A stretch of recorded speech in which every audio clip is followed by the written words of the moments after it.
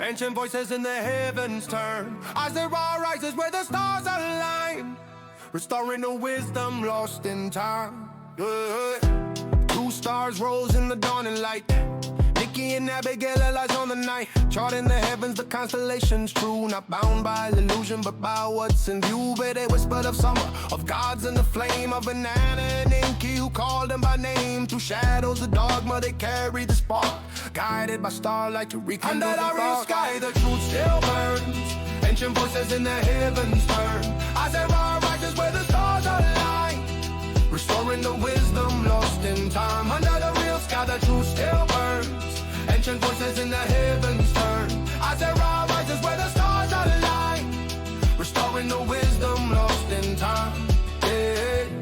Maps redrawn where the cosmos spins through silence and science. Their song begins, no longer chained to the season's disguise. They brought back the truth in the watcher's eyes. The circle was broken, the truth made whole. With courage and reason they honored the soul. For those who would seek what the ancients knew, the real sky speaks and the stars under the real sky the truth still burns. Ancient voices in the heavens turn as the raw rises where the stars align, restoring the wisdom lost in time. Under the real sky the truth still burns. Ancient voices in the heavens turn as the raw rises where the stars align, restoring the wisdom lost in time. Through cuneiform echoes and lunar signs, through Babylon's gates and forgotten lines, they lifted the veil with a steady hand. To see is reborn to reclaim the land. Under the real sky the vision's clear, the sidereal call for all to hear. As I rise rising with radiant mind, truth reborn in the ancient light. Under the real sky the truth still burns. Under the real sky the truth still burns. Under the real sky the truth still burns. Under the real sky under the real sky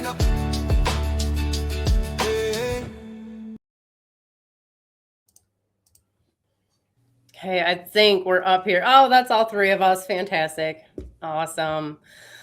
Welcome everyone to, I think this is episode 5, yeah, of Sidereal Rising. We are here today. I'm here with Niki. We also have Gary O'Toole of Timeline Astrology is with us today. He's going to be talking about probably Vedic astrology generally, but also maybe touching a little bit on the new year. I feel a little privileged because I was able to read Gary's article that's coming out in the Sidereal Rising Journal early, and it's excellent. And you guys should definitely check that out when it comes out here next week, I believe, on the 21st on the equinox. So that's pretty exciting. We also have a bunch of events coming up. Gary's doing a workshop this weekend, everyone. So the link to register is in the video description, or at least it should be. And if not, it's going to be on the website, siderealinternational.org. But that is going to be it's at 11 a.m. Eastern. Yes. Eastern Daylight Time now. Yes. So, we're all very excited about that. Gary, for those who don't know, why don't you give us a little background, tell us about yourself, what you do, maybe how you kind of got on board with all of that, and let us know. Cool. Thank you for having me, first of all, Abbey and Niki. Great and I love the intro to the video. It was great. I love the music. Oh, yeah, I do too. I'm loving the whole Sidereal Rising vibe as well. It's just amazing. And I guess that's where I came into astrology, to kind of bring it back full circle. 30 years ago or so, I met my teacher, Pearl Finn, in Ireland, and she was in transition from tropical to sidereal right at the time I met her. And it was a bit sort of like having one foot in, both camps in a way. And I think she kind of maybe impressed that upon me in one way. But when she got into it, she really got fully into it and started teaching that to me. So I think she keeps saying this, I'm not sure if it's true, but she tells me that I was her first ever student when she started teaching Vedic astrology. So yeah, that's how I got into it. And it was literally, and this is something I'm sure that I'll bring up because I'm obsessed about them and I'll talk about it endlessly, are these timelines. She gave me my chart, my Vedic chart, and she presented me with all of these planetary periods, we call them. And it kind of took astrology out of what you would typically read in horoscopes and transits, like a monthly, in the magazines or whatever. And it made it so like real for me and like specific to me. And that's when I got hooked, basically. Yeah, that's me. And wait, when was it? That was like 1996. Oh, okay. Or thereabouts. Oh, okay, Yeah, yeah, so that's like fine. 30 years ago this year. And I've been at it since. And I'm kind of an obsessive Scorpio anyway. Were you like 10, Gary? Say again? Yeah. Were you like 10 years old? Like No. I was, what was I? 22, 30 years ago. Okay, well, I'm not doing the math, but it seems So like yeah, I'm 50. I'm 52 now. So yeah, it's 22. Okay, I had no idea. Yeah. Okay. Yeah. So I've been obsessed about it ever since and studying as much and as often as possible. Yeah. Yes, I know the feeling. I know It's what that's like. how astrology has that effect on people. They like some people they can dip their toes in and walk away. Others we've got to fall down every single rabbit hole and get deeper and deeper. I know that. I mean, that's literally what I would have said about Pearl's classes, because we used to go to her classes, which was upstairs above a New Age shop that she used to run. And it's on quite a busy street in the town I'm from. And so lots of restaurants and bars. And so it'd be quite busy, people filing out at midnight, and we'd still be there studying. Like starting at 6 when she closed the shop, 6 p.m. until like midnight, like 6 hours straight. Like all of us were just completely just soaking it all up. So yeah. Yes. That is so awesome, especially for the 90s. I think there wasn't very readily available having like sidereal placements in the sky. Everything I knew of when I would look at astrology was definitely tropical. I had no clue that there were even different types of astrology out there. It just wasn't information just wasn't available where I was from. So yeah, and likewise, because it was generally all around tropical, but it just so happened I meet this woman who was exploring Vedic astrology in the sidereal, and I didn't ever then get into tropical for that reason. We've had conversations before about how it's just widely accepted being Vedic using sidereal placements. But, someone like me who practices like a different type of Western astrology, when I tell people I use sidereal, I mean, it's just like sacrilegious or something, They like, that's not traditional. That's just not how it is supposed to be. And I'm just wondering how you can get away with it being so accepted. And I don't understand, like, you mean doing Vedic astrology? Yeah. Like, that's did really, you I didn't meet resistance at all? I mean, probably not. Seeing that's just how you began. In a way, like you say, because you're doing Western, but then you're doing sidereal Western. It's like that's kind of that's maybe the rub for a lot of people. Whereas with Vedic, it's so far removed, it's so different than Western, that it's like you're doing your own thing anyway, and they don't question it. So when you get Western sidereal, I think that might be a challenge for some people more than the Vedic for that reason, which is something I haven't thought about before, but I haven't known anything else.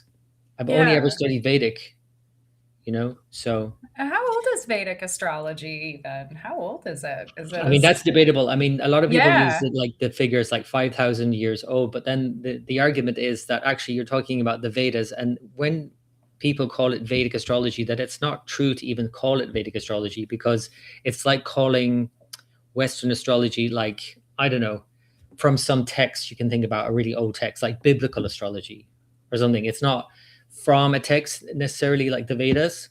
Yeah. But they call it Vedic astrology to place it in that kind of cultural context. Right. I mean, it developed in different ways, and it got written down at some point, but it was always oral tradition thousands of years ago. So how old is Vedic astrology? Well, I mean, thousands and thousands of years old, I guess, until it was written down, which would maybe be less.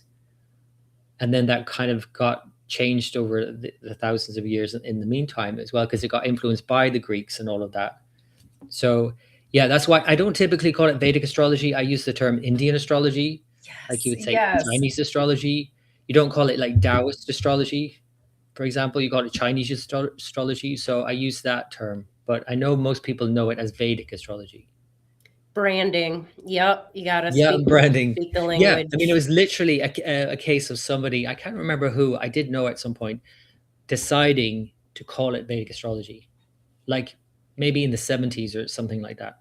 It's That's like fairly recent. it's like using the term Hinduism. Like it's not even really a thing. It's just this catch-all term that everybody kind of, if you say it, people kind of have an idea of what you're talking about, but it's not actually that, you know? Right. And actually some people do call it Hindu astrology as well. Well, yep. Yeah. Well, again, branding, whatever's going to make sense, because people don't know what's going on. I got to ask you, Gary, because I noticed, like, for me, as somebody who does Mesopotamian astrology, I have zero interest. Okay. Oh, okay. I have like 1 to 2, maybe 3% interest in the astrology that comes after Babylon. And like I've tried to care, and I just don't. Which, I mean, it's still cool to listen to. I actually there's a lot of modern techniques, like modern astrology, psychological, evolutionary, like that part of it interests me a lot more. But I think that's more it's not quite as locked down into like the classical Hellenistic models. But that aside, I wonder what it's like. It sounds like maybe from your side of the spectrum, it's the same thing. Like, I just have the interest in Vedic. Like, I just like don't, like, you just don't have an affinity for it. Would you say that's the case?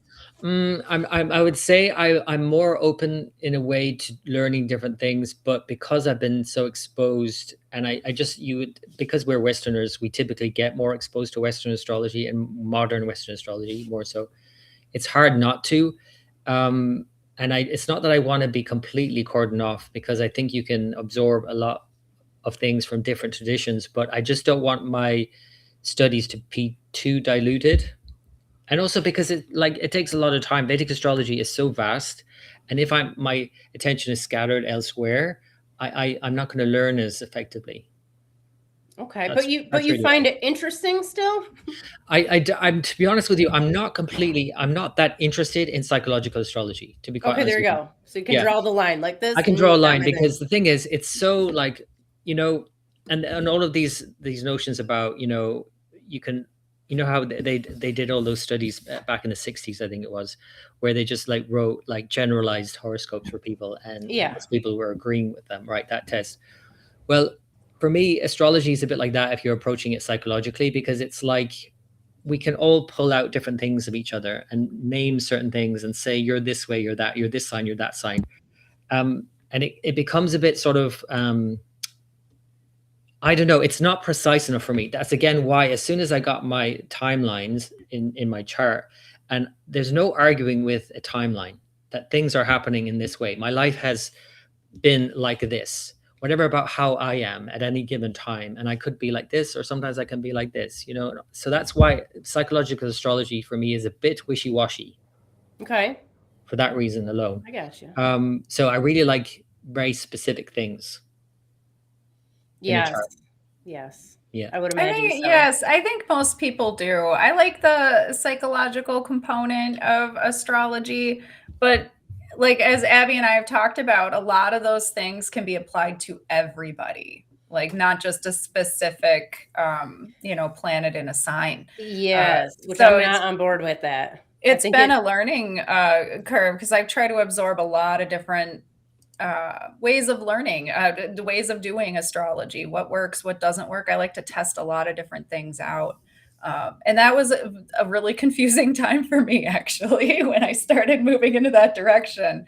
But I wasn't satisfied with esoteric astrology, and that's where I really wanted to grow in. And I'm reading about it, I'm like, this is too woo.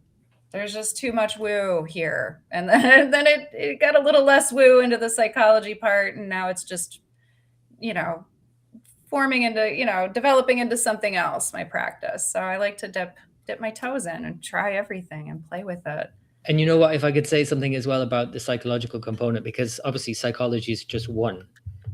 It's an important one, obviously, but it's just one. And that's really what drew me to Vedic astrology also, where, to be honest with you, if I had initially 30 years ago started with Western astrology and Western psychological astrology, I don't know if I would have been that enamored by it. I would have got bored, I think, at some point, or it wouldn't have satisfied something deep in me, because Vedic astrology has that kind of depth. And so it goes beyond the mind, essentially. And yes, it's very practical and, predictive, which is kind of like the body element, the descendant, and the moon in the mind, and then it goes into the soul. So it's like, even thinking about in terms of the layers, I was always taught about how we have the earth plane. In the Gayatri mantra, they literally chant that Om Bhur Bhuva Swa. So Bu is the earth plane, Bhuva is the atmosphere, and then the heavens, Swa. So it's like it goes on that, and that's also to describe the differences between the tropical and sidereal. That you've got the earth plane that relates to the sun cycles and the sun's journey throughout the year, which is the tropical zodiac, and then you have the further stars beyond the zodiac, quote unquote, which is the Swa level. So it's encoded in Vedic tradition to go beyond, always into a deeper look at you, right? So I've always gravitated towards that kind of, when people say spiritual, like Vedic astrology is more spiritual, that's literally what they're talking about. What about so a lot of the people, I would say the majority of the people who watch this particular show, and a lot of the ones who come to the ISAA, or just generally in the West, it's Western astrology that people are used to. From my perspective, now I know we've talked about this. I think last time you were on the show, Gary, actually, or maybe I think we did. From my perspective, I see a ton of overlap with the meanings of the constellations and the planets and even the houses, from the Vedic side and the classical side. Would you agree with that? And specifically, so I know I am a practicing tantrika, so I am well aware of how the elements in Hinduism differ substantially from the classical system. Yeah. So, but how do the elements, if at all, like, does Vedic use the classical elements, like the Greek classical elements, or are they more influenced, would you say, by the like Indian philosophy and culture and tradition? I think elements is a key part of it as well, actually, but there is a difference. There are differences, and the different bodily humors from the Western tradition and the Eastern, for sure. Like it's so intricate a part of Vedic astrology in a way that you can't really separate it.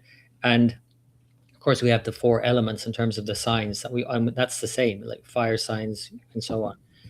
But we also have the divisions of each sign, and the most important division that's used in Vedic astrology, that goes to, in a way, the heart of it and the spiritual depth of it, to start with anyway, is the 9th divisional sign. And they're not the same as harmonics. They're not exactly the same as harmonics. They're similar.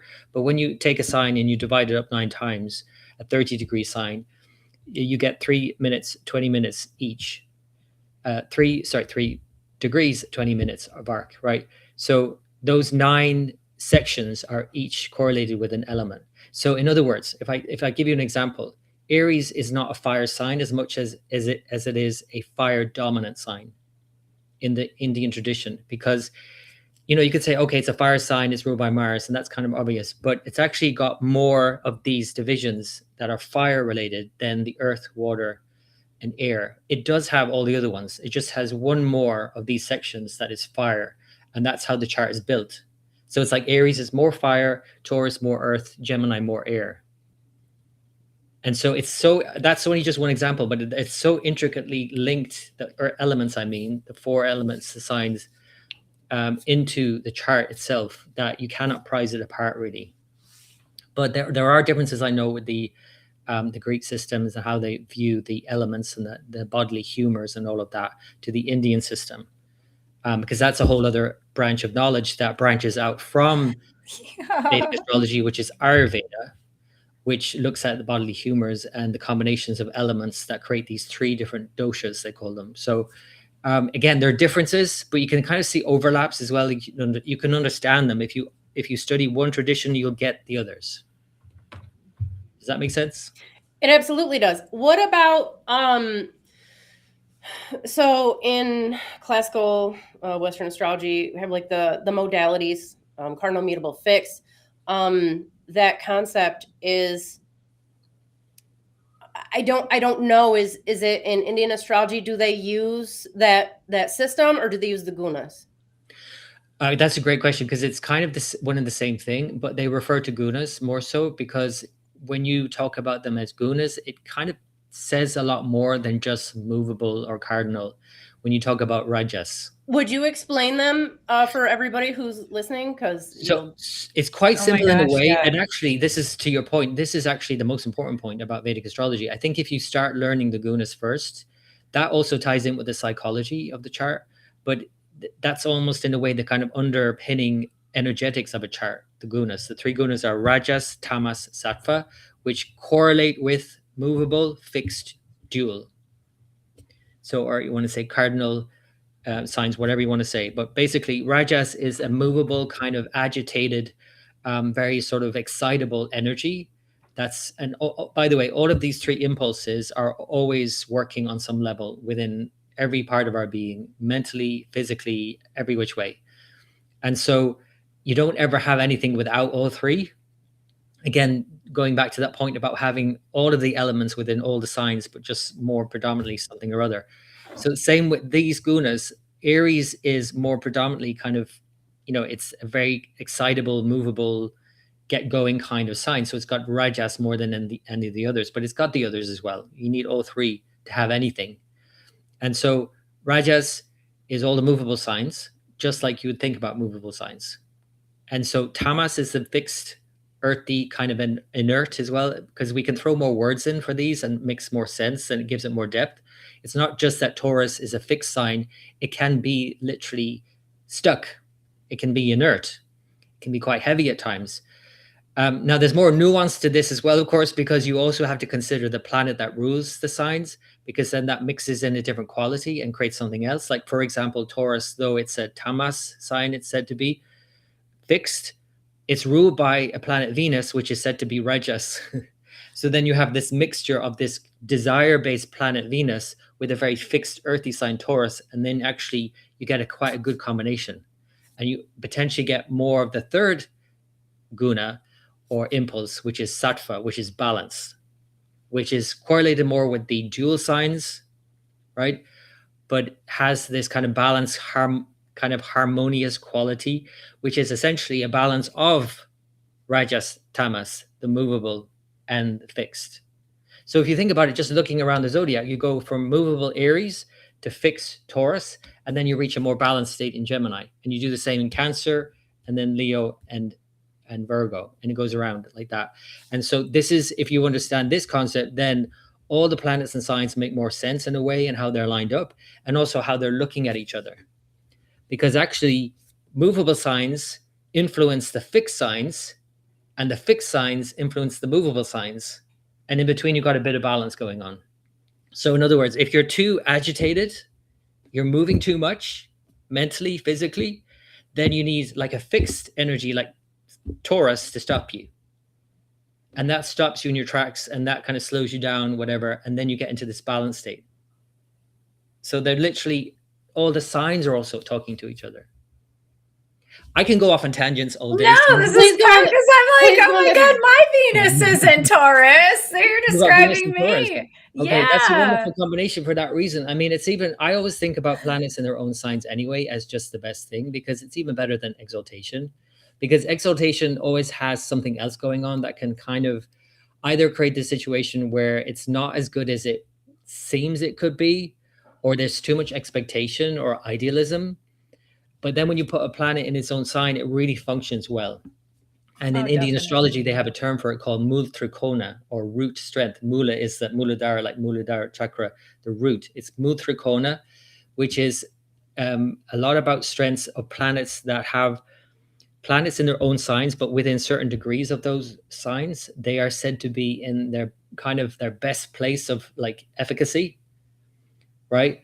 So, and yeah, I mean, there's so many different layers to this. Obviously, I need to kind of think about how much I'm sharing, and I tend to overshare. But No, yeah, this is the place for it. Go for it. This is it. Yes. Yeah, I love Venus and Taurus. I love Taurus anyway because I'm a Scorpio. Oh my God, I know. I love it too. Oh, you were describing it. I was like, that's so perfect. That's actually like how I am, because I have Mars and Aries too. And, so I kind of have like a little thing going, I guess. I don't That's obviously a great combination, having It's like Mars and Aries and Venus and Taurus. I mean, I get a lot done. Yeah, I do. I get a lot done. I can I've got throw Mars and Mercury Aries in as there well, too. by the way. Yeah, awesome. Yes. It's retrograde though, so you gotta, mix that in.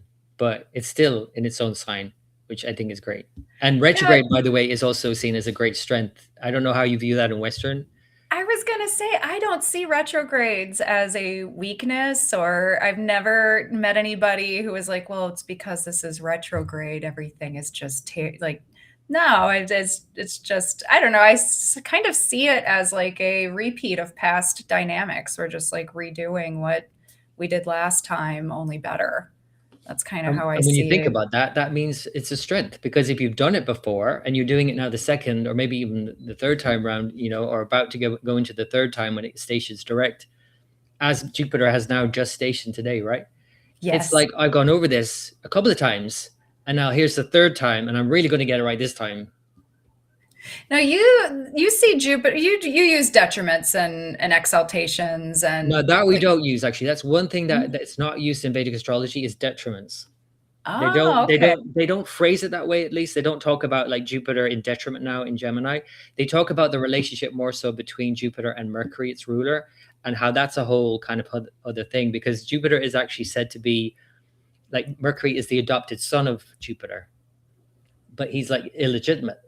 So there's this weird relationship that goes on between Jupiter and Mercury, where Jupiter really doesn't like Mercury. So it doesn't like to be in its sign. So that's another way of saying detriment. But Mercury's not, antagonistic towards Jupiter because it wants to learn.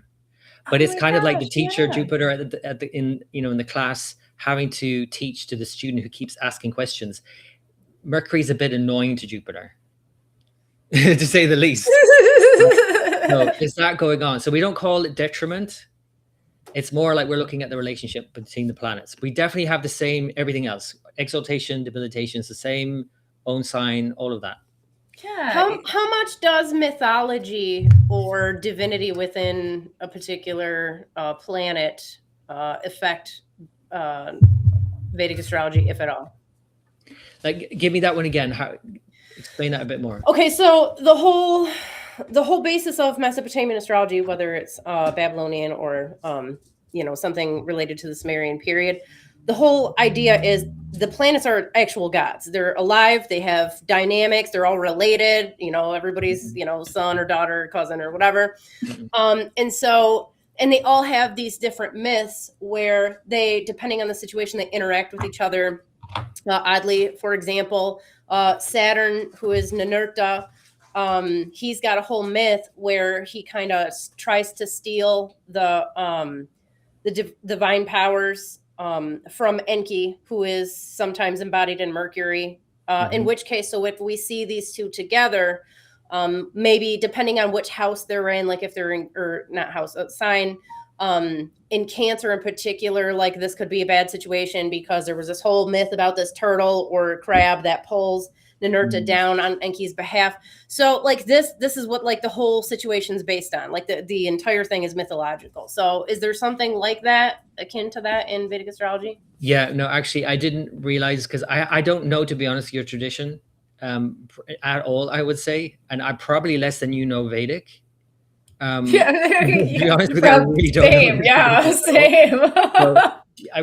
So that's great to hear that there's that kind of depth and myth and storytelling, because I do think is what is always been done in old traditions.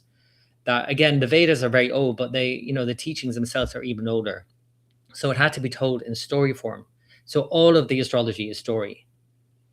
That's why, in a way, the kind of why Western astrology doesn't grab me is when you take all of those stories out and it just becomes a bit sort of dry, and sort of tables of planets and signs and houses that kind of match up in this way. Sort of. I'm with you, yes. Yeah. I like stories. And also that's the way I was taught, because Pearl Finn, my teacher, she's very much a storyteller.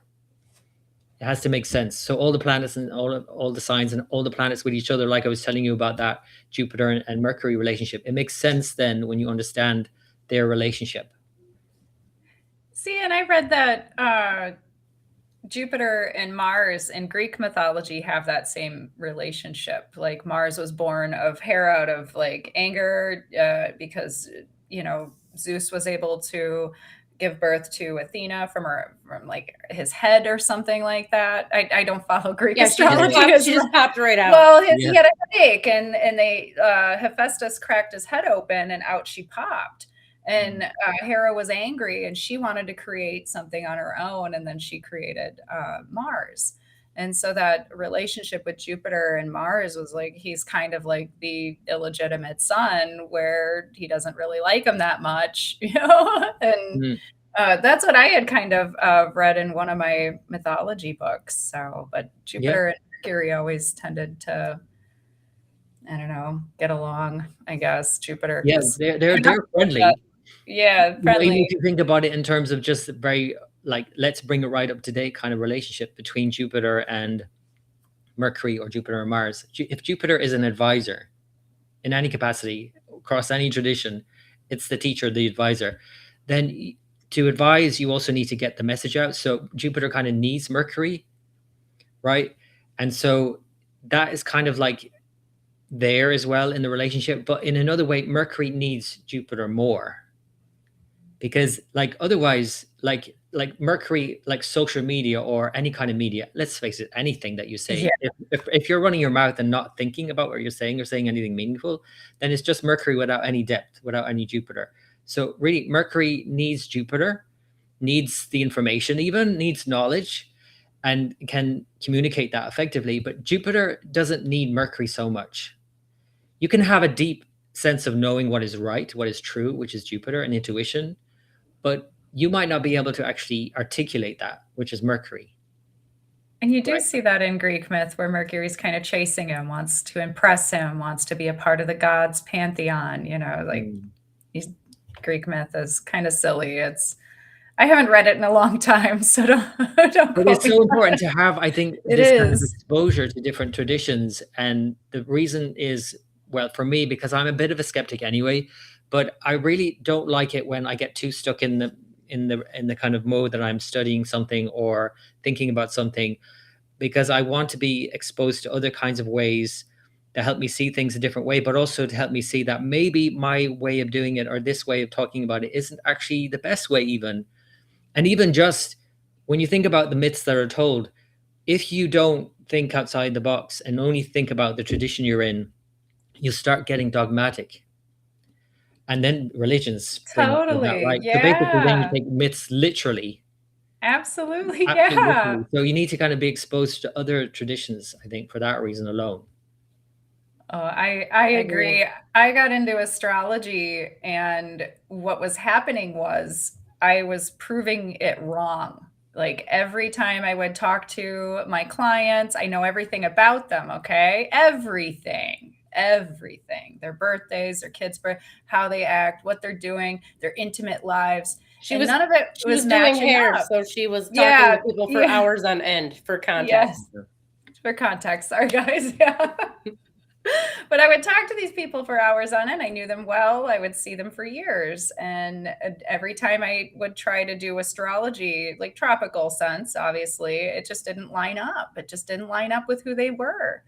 And so being, somebody who kept being drawn to it over and over, it was really frustrating until I found that a lot of people were jumping off the tropical train and hopping on sidereal. And for me, I ended up finding like true sky, whatever you want to call it. I just use the stars. Yeah, basically I just use the stars now. But it was a great, constellational astrology. It was a great way to jump in though and look at, well, what is everybody else doing now? And actually, I was like, that's how I ended up 3 a.m. Googling like, okay, what is the oldest known form of astrology? That's like, what am I doing wrong?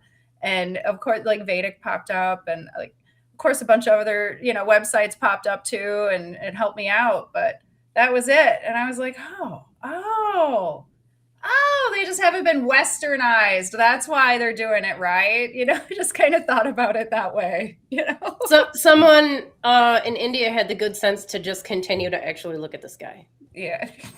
Yeah, and also I think I mentioned this to you before, maybe even on a podcast before, but that it was literally in the UK at least down to a group of people deciding whether they go forward with the organization with sidereal or tropical, and it was literally just a few people, not many at all, who like maybe put it to a vote. I don't even know how many people that were there, but they decided, and that for me really strikes, because it's like, it's so important what we put out.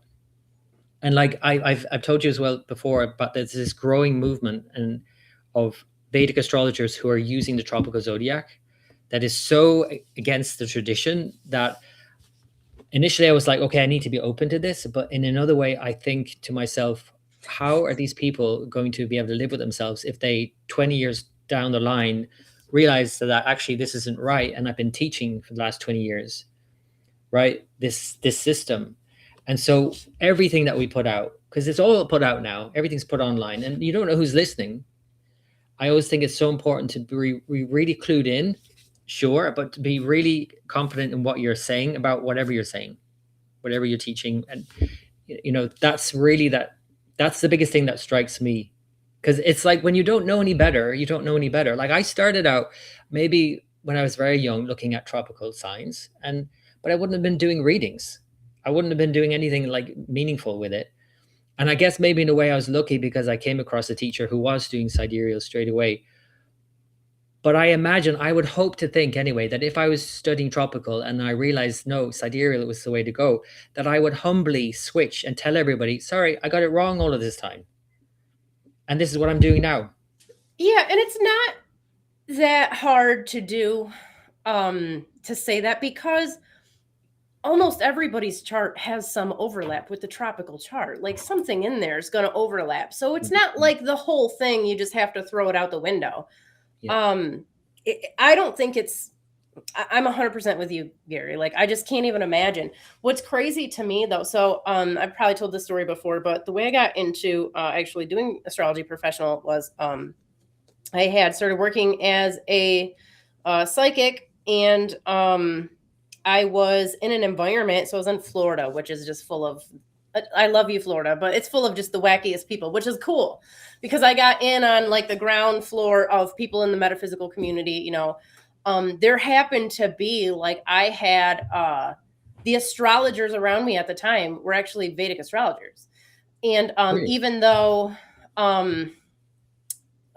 I like the majority, like, well, I don't want to say that, like the mainstream, the readings people were coming and looking for were more classical or tropical. So I was in a position to be able to test stuff out. Now, I wasn't getting paid to do astrology readings at the time, but what I would do was after my psychic readings, I would test out like, hey, I'm learning astrology. Let me throw some stuff at you. Let's see what's going on.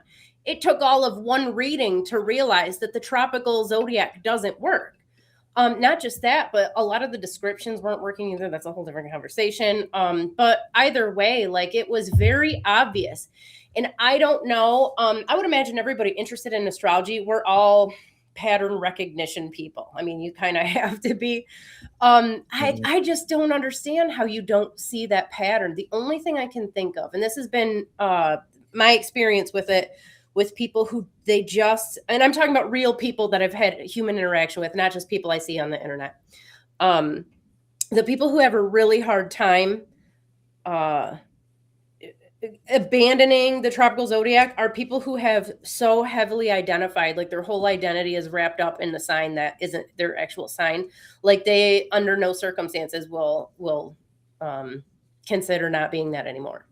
I've had I can't tell you how many readings where people were like, this is amazing, like, I don't know what you're doing, like, this is so much better. But it then turn around and go back to talking about tropical astrology because, I don't know. I don't know if it's a marketing thing. I don't know if it's their clients are expecting tropical form, but I just don't get it. I have something to offer that I think that might, now I know you don't, because we had a conversation about this before, Abbey. So I know that you're not fully on board with this, but because I'm a bit like, I've got Sun in Libra. I'm a bit like, I want to be the kind of moderator. I want to be the mediator. I want to be in the middle and say, okay, you know, let's kind of come together. Middle child syndrome. So basically, I want to give you this example, and I've asked this friend for permission so I can talk about it. I have a friend who's also studying, and he's been studying for a long time now, to be honest with you. I think it's maybe 15, 20 years. I don't know. It's a long time, but he never had his correct time of birth. He used a certain time, and I guess he was just guessing it. And I don't know why he never went and sought out that time of birth from the records department, right? Only until recently. And so he's been going with a certain sign, and it's Cancer rising for years.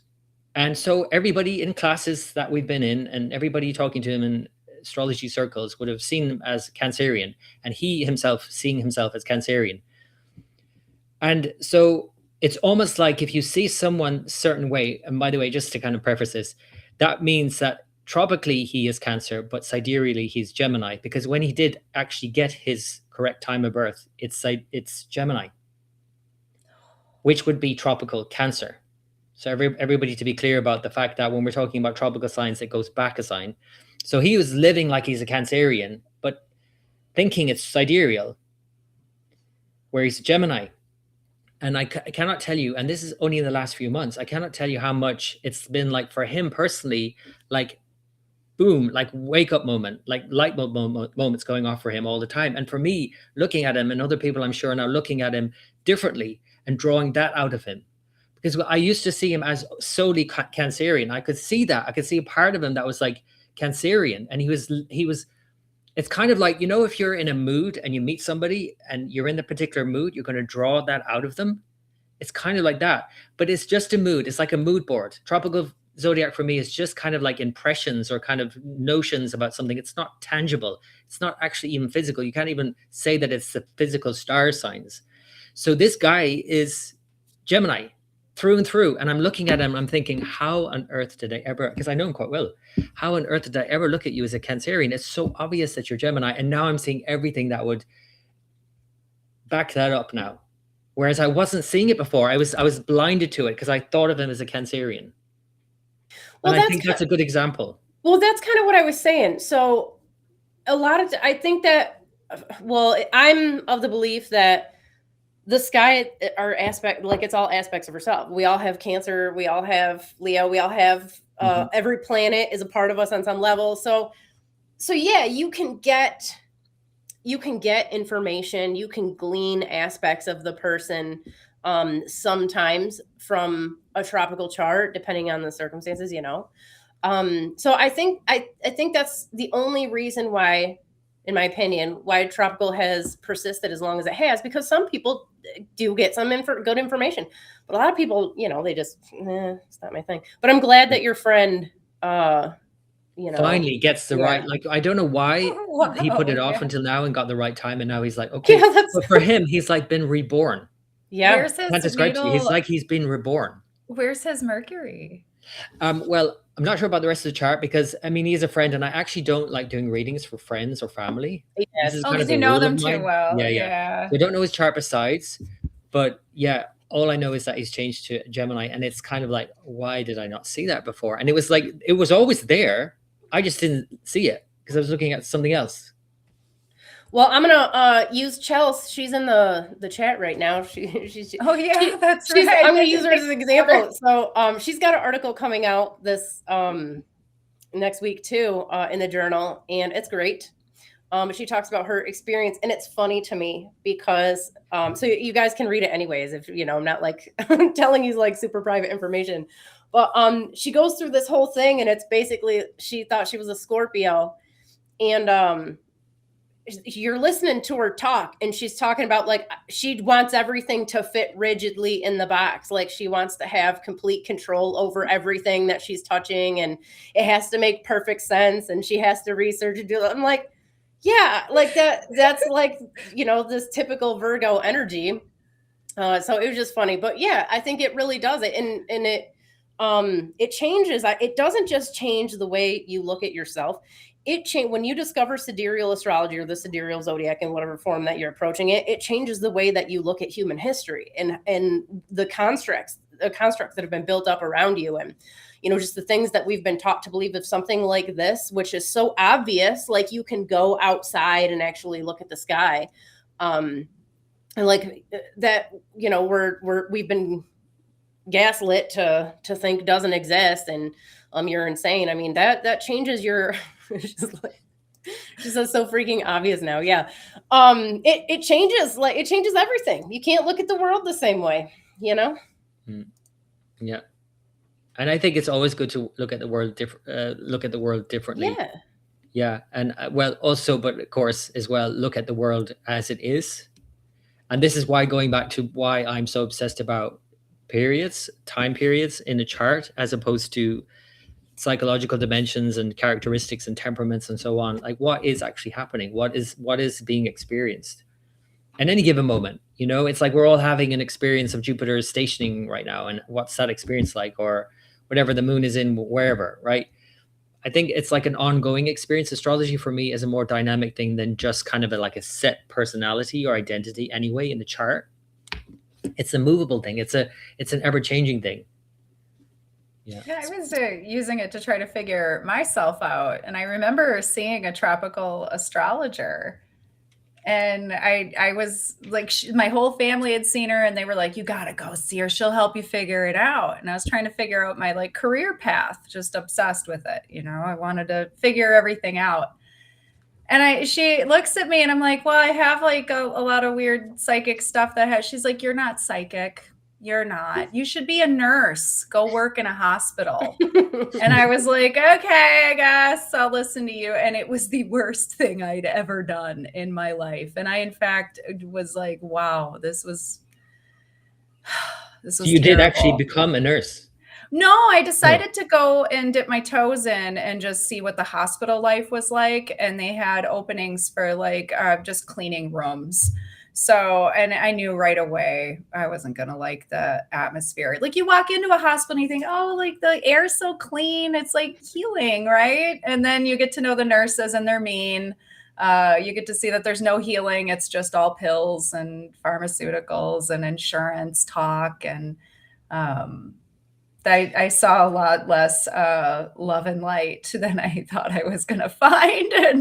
And I, in fact, don't want to be around people like that, actually. Sick people who are, always upset, always, there's a lot of drama and emotion in a hospital. And like, it affects me. It affects... all of that sensitivity is right in your chart. Like, you look at it for 10 seconds and you're like, it's all right there. Like, why would anybody ever say that? But that raises a good point.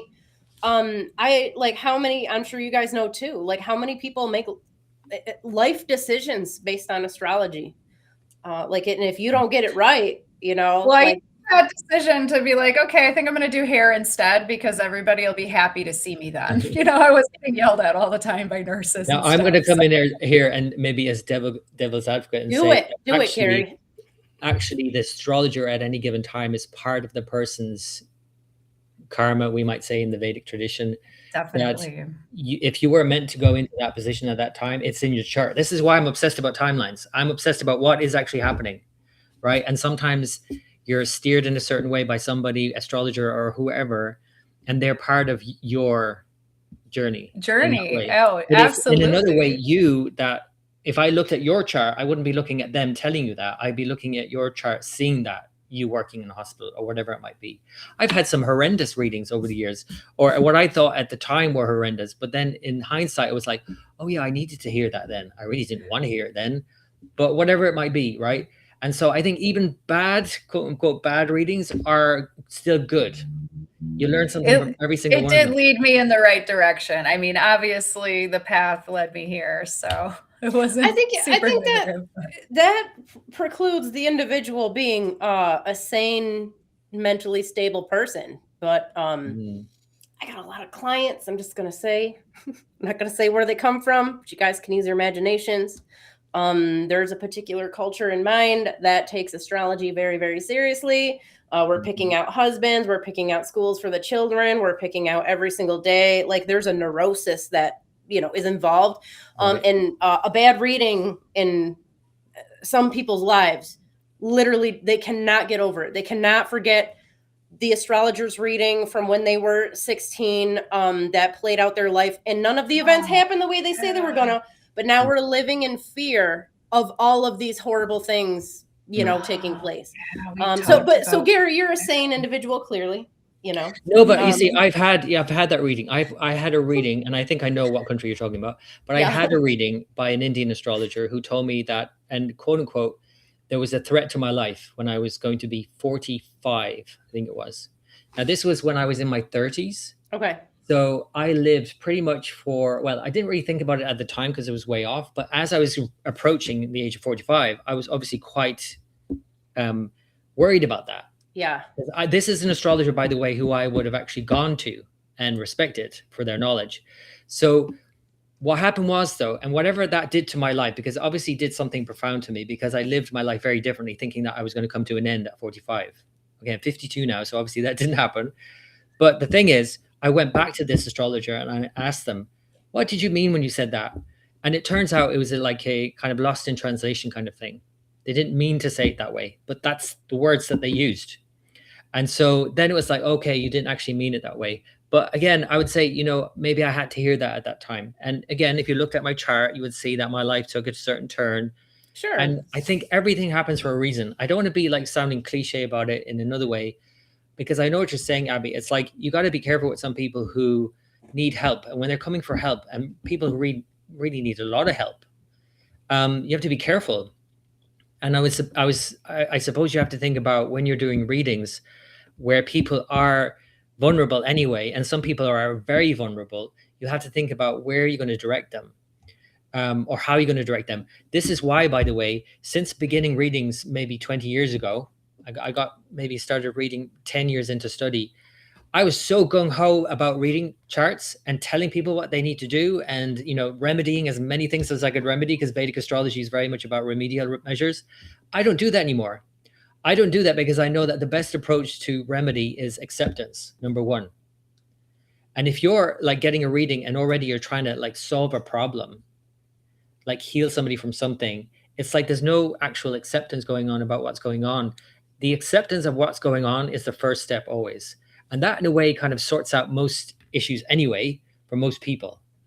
So I'm not jumping in when I'm doing readings and trying to sort everybody out. I'm trying to give them a sense of why they're at in their life, where they're at now, where they've come from, and where they can potentially be going.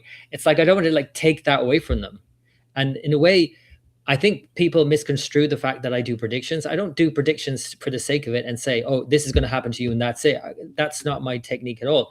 I would say this is what's happening and this is what you're creating. Actually, you're the orchestrator of this.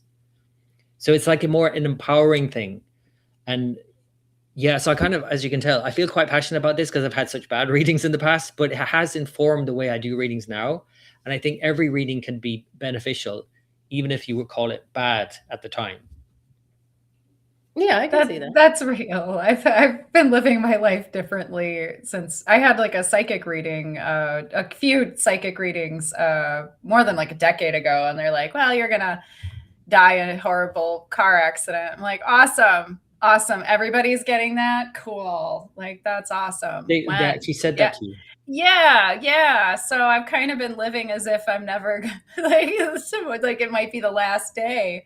And now I'm like this old. I'm like, I'm going to be 43. And I'm like, well, I didn't see, I'm going to go on. But I know as no astrologer I've ever like spoken to has ever said anything. I don't think that's ever. I don't think that's what. No, I don't think. I mean, this. I got my golden rule. The 3 Ds. Never say the 3 Ds: death, divorce, or disease. Ever. Even if you see the potential for some marital problems or whatever, you don't say anything about that. You would approach it differently. You would say, oh, maybe there's something that you could look at here in the relationship. You don't say, oh, you're going to get divorced. Happy water's coming up over here.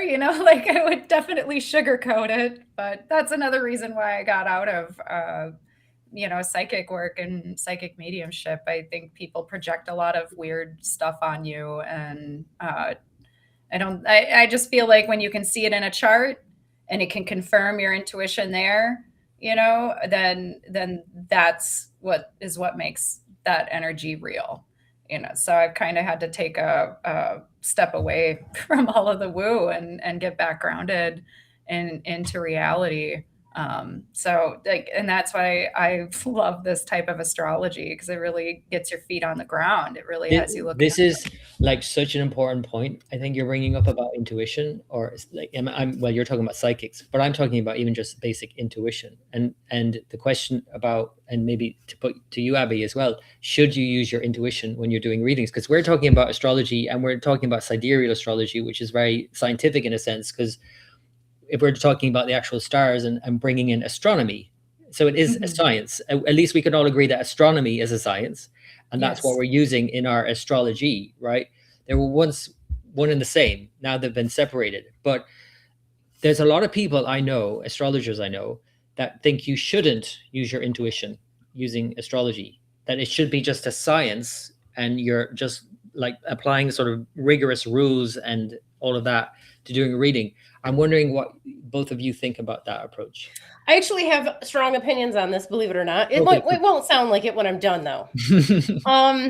So this was one of the things that, I don't know, kind of irritated me. One of the big astrology organizations, I won't name names, namely because I forget which one it was anyways. But they state very clearly, like, astrology has nothing to do with intuition. Like, intuitive astrologers aren't a thing. Don't ever brand yourself as that. Like, they go real hard on it.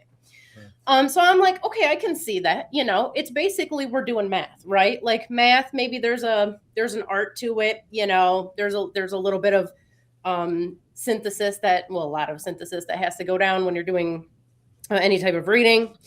But when I started teaching astrology, a very interesting thing started to happen.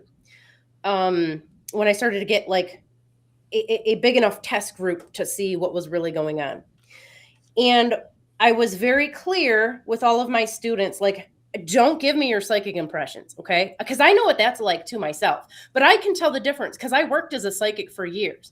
So I know when I'm getting something psychic that has nothing to do with the chart, but like it's coming up, and I'll address that, but I let them know very specifically, hey, this is not in your chart. I don't specifically see this, but as I'm reading, I'm getting these images and I just want to pass it along. But I'm very careful to like separate those.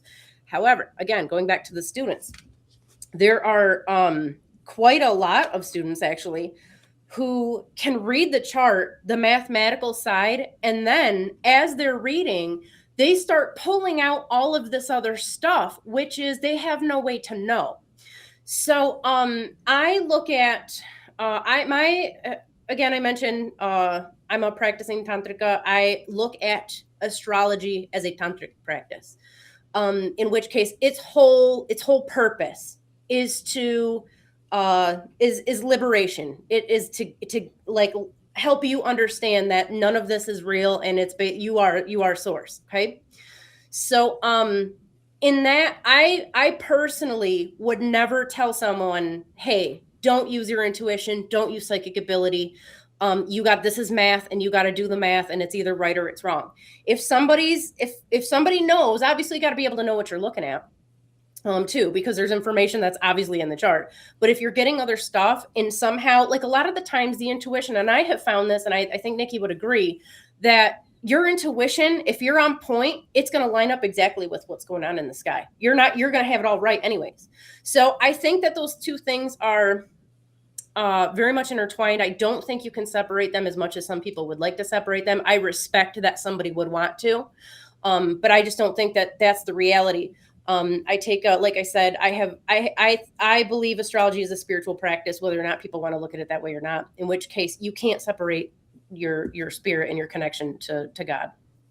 But that's my take on it. I don't know. You're preaching to the choir here, because I would agree with everything you just said, and I would add to that as well that the issue here though is the difference between having an intuition and having a bias. Because my understanding of it is, if you don't back up your intuitions with the science, with the knowledge, then it's likely a bias. So, and this is all laid out very clearly in actually in that book, what's his name? Daniel Kahneman's book, Thinking Fast and Slow. And he gives lots of stories about, he's a psychologist, but basically he talks a lot about, or writes about like firefighters going into a burning building. And like a firefighter who's been at the job for like 40 years, when he walks into a room, he doesn't, because it's like happening like that, right? He has to decide, do we get out now or not? And it's like split second intuition, but it's not intuition, born out of nothing in terms of his knowledge of 40 years firefighting. It's born out of that. So that's backing him up. And we need to think about astrology in the same way, because when you're opening up a chart, you have 30, 40, 50 years of study behind you reading charts. And if you have an intuition, if you can back it up, great. If you cannot, then it might be a bias, right? I think that's the thing to kind of be clear about with intuition. I can see that. I'll give you another example, and I don't know if this will prove to be in agreement with what you're saying, or will be in conflict with that. But again, in the Mesopotamian system, which I realize you don't know a lot about, it's all mythology, and there are a solid 2,000 to 3,000 years worth of documents of this mythology, which has, I don't want to say it's evolved over time, but the cultures are overlaying additional information. Some of the gods' names are changing, some of their traits, whatever.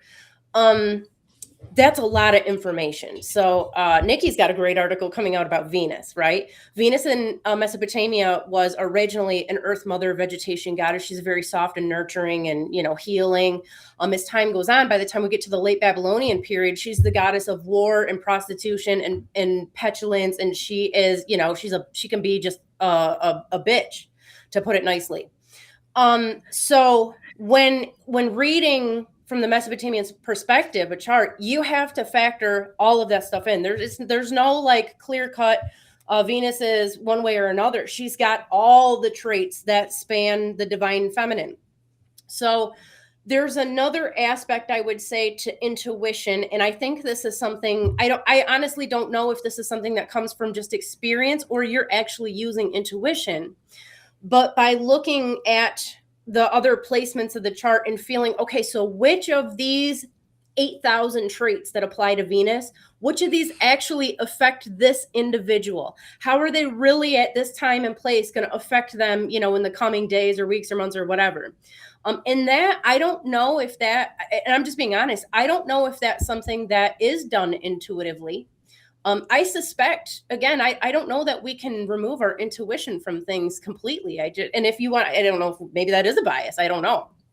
If it's. I agree. I don't think you can, but I think that the problem is actually not the people who are doing so consciously. It's the problem is people who think that they can. So what they are actually doing then is unconsciously bringing in their biases, because they think that, I shouldn't be intuitive. I'm just reading the chart as it is. I'm doing it like a science and reading the figures, but it's going to creep in. And so better to actually work with it consciously. If you're having a hit. I get what you're saying. Yeah. So if you have a hit about something, okay, let me see if I can back it up. But if you are just trying to read a chart scientifically without intuition, well, first of all, the reading would take so flipping long. You would be going through each step one by one. It would take you forever to say anything. Like an hour reading, you might say one thing about a chart, because wait a sec, I've got to figure out all of these things. It just wouldn't work. It just wouldn't work. It's like tarot. When you learn all the symbols of the tarot cards, I don't know any tarot, but I'm sure it's like the same, where you've got all of this deck and you're trying to learn all of the symbolism. You don't, when you're doing a spread, hold on a sec now, I've got to go check through every single symbol and verify and double check everything and how it's all. That's not how you do astrology. Sure. It's like in the moment. That's what I was saying about the burning building. You got to make a decision in the moment when you've got all of this information behind you, but it needs to back you up. Yeah, agreed. There's another scenario, and this is actually kind of proves the opposite point, although I've only really encountered it one time, but I will share the story. I've shared it with with people on the show before, and I had a student. She rocked it. She's brand new. Came out, I was throwing charts at her, complete strangers. She had no idea who these people are. She's nailing them left and right, every single thing down to these crazy details. But when I asked her from placement to placement, chart to chart, she couldn't tell me why a planet here in this sign didn't do the same thing in the other person's chart. And that's how we knew you're not doing astrology. You're doing a psychic reading and you're killing it. It was amazing. I'm like blown away over here. I can't believe this. I'm even seeing this. but whatever you're doing, it's not astrology because the stuff doesn't show up from chart to chart, you know? So, Yeah. I mean, but whatever works for you. If I guess looking at it, you're basically reading tea leaves and somehow you're looking at the chart and you're seeing the information. Like, I guess. You know what? I just had a hit as well. And it's me recalling years of, classroom study and with people in a classroom situation. And I think what we probably do is when we don't have enough knowledge, like, and this is like maybe after 10 years of study, you still might not feel like you have enough knowledge. And then you're going to have to, like, at some point, I got to say something about a chart or even just about a planet in a sign in a house and come up with a sentence. I see students all the time have a problem with putting those three things together, planet, sign, house, and say something that we're so kind of culturally as well, kind of pushed into it maybe as well. But certainly if you're trying to be an astrologer, you want to say something. And so that you're going to have to fill in the blanks. Whereas I've seen over the years, so many people who quite obviously don't know a lot of astrology, but want to fill in the blanks already, want to say something about a chart they don't know anything about, like your example. So they're going to have to rely on if they have psychic ability or their intuition. And so we have to think about, well, actually, are we pushing students? Like when I think about how long I've had to study before I read charts, and I see people now who can do a course in like 3 years and be an astrologer. I'm like, can you be an astrologer in 3 years? I think you can. I don't know. I think you can. I think you can. I think it's possible. I don't see a lot of people who do that though. I try to push people to like go out and start doing readings. I'm not saying like set up shop and like tell everyone you're the best astrologer ever, but actually get out and get some real world experience. Yeah. And they won't. They're terrified. It's very, very rare that I see anybody who's like they're going in, they go right into it. But I think some people can do it. I think it just depends. Maybe not with Vedic astrology though, Gary. That's a different animal. It's far more complex in my experience, maybe, close to literal Hellenistic astrology. And again, in my mind, from the outside perspective, you guys look like you're doing something very similar to me. We're using precise degrees, minutes, like we're going into the details. So, but I mean, I don't do astrology like that. So I couldn't imagine though doing after 3 years of study, doing a reading. Like I said, it took me about 10 years. And even then I was a bit like, not quite sure. And even now after 30 years, I still feel like I'm a beginner. I really still feel like a beginner. Well, you never know. You can't learn it all. Every reading, I just sweat. I do. I think it's fun though. And that's like how I'm getting experience by asking questions. Like I never come into a reading like, I am all knowing and you are going to leave here blessed and and you will be all knowing as well. Like it's like this is something that we're going to work on together because I need to ask my client a lot of questions. I need to make sure that I'm having a good dialogue with my client and that the things that I'm hitting on are actual things that they want to talk about. Or things that they need to talk about that they've been refusing to look at. So just, I probably did study about hardcore for about, 3.5, maybe years before I started feeling comfortable enough to do readings. But it was mainly because I wanted the experience. I started grabbing my friends, my family, and those people are the hardest to read for because you are biased. Yeah. I was reading for my mom and I was just like, I didn't like, I'm like, is that why you're like that? No, I'm just kidding. But I do that to my family, because there's like emotion involved. So getting out there and getting clients and talking to people and hoping that you can steer them in the right direction if that's what they're looking for. Most people I've met are just trying to discover who they are, their life's purpose. And it's funny because it's still the same. Even when I was back trying to do psychic readings and stuff, people have this idea that, they have this heroic like life ahead of them, that they're missing something, they're missing out on something. And where is it? And sometimes it's just, you got to be the guy who's like, well, you're here to learn how to love yourself. You're here to learn how to get along with everybody. Like you have these conversations where they're like, whoa, so there's no like, climax? Like, what is this? Like, like I think maybe Hollywood has skewed people's idea of what the meaning of their life is supposed to be, and Yeah. what it's supposed to look like. But I'm having these fun conversations with folks that And actually, that's so true when you even look at your own chart and read a book about astrology and you're reading it in print, and then that's supposed to translate to your life in some way that you imagine is something greater than it actually then becomes. Because it's like we hype everything up when we write it, don't we? Yeah. Do you know what I mean? Definitely. It's like everything gets hyped up Yes. anyway. So it's like when you live your life and it just doesn't seem to be all that. That's why a lot of people get disappointed. I mean, let's face it, we're talking about a Saturn-Neptune conjunction at the moment, which has that kind of quality of, oh, this is what it is. It's kind of like, yeah, it's like we hype it up so much. And I think your approach is great, Niki, in terms of just like, yeah, meeting the person where they're at and not hyping it up, not sugarcoating it either. No, not at all. The Saturn-Neptune conjunction has been just completely effing with a lot of people I know. And they're like, what's going on? Why is this falling apart? Why is that not working? And I just look to see, what area of life they're talking about.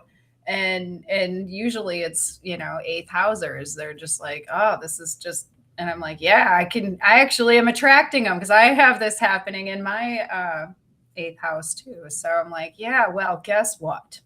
Things are changing, and you're gonna have to like either go with the flow or you're gonna continue to fight something that's gonna happen regardless. So and each individual, it's different. It's not like I have a whole crowd of people, but this conjunction is really messing with a lot of folks and their money, their everything. Before we go into the conjunction, which we have thoroughly rehashed, we do have a couple of questions in here. I'm going to give them to you both at the same time, Gary, and you can hit them back to back, okay?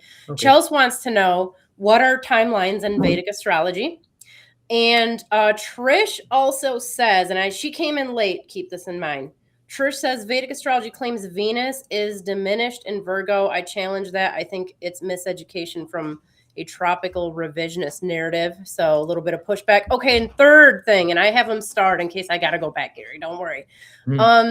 At Nature's Place, who also has a great article coming out here this next week, asked about how many hours makes the expert, something to that effect.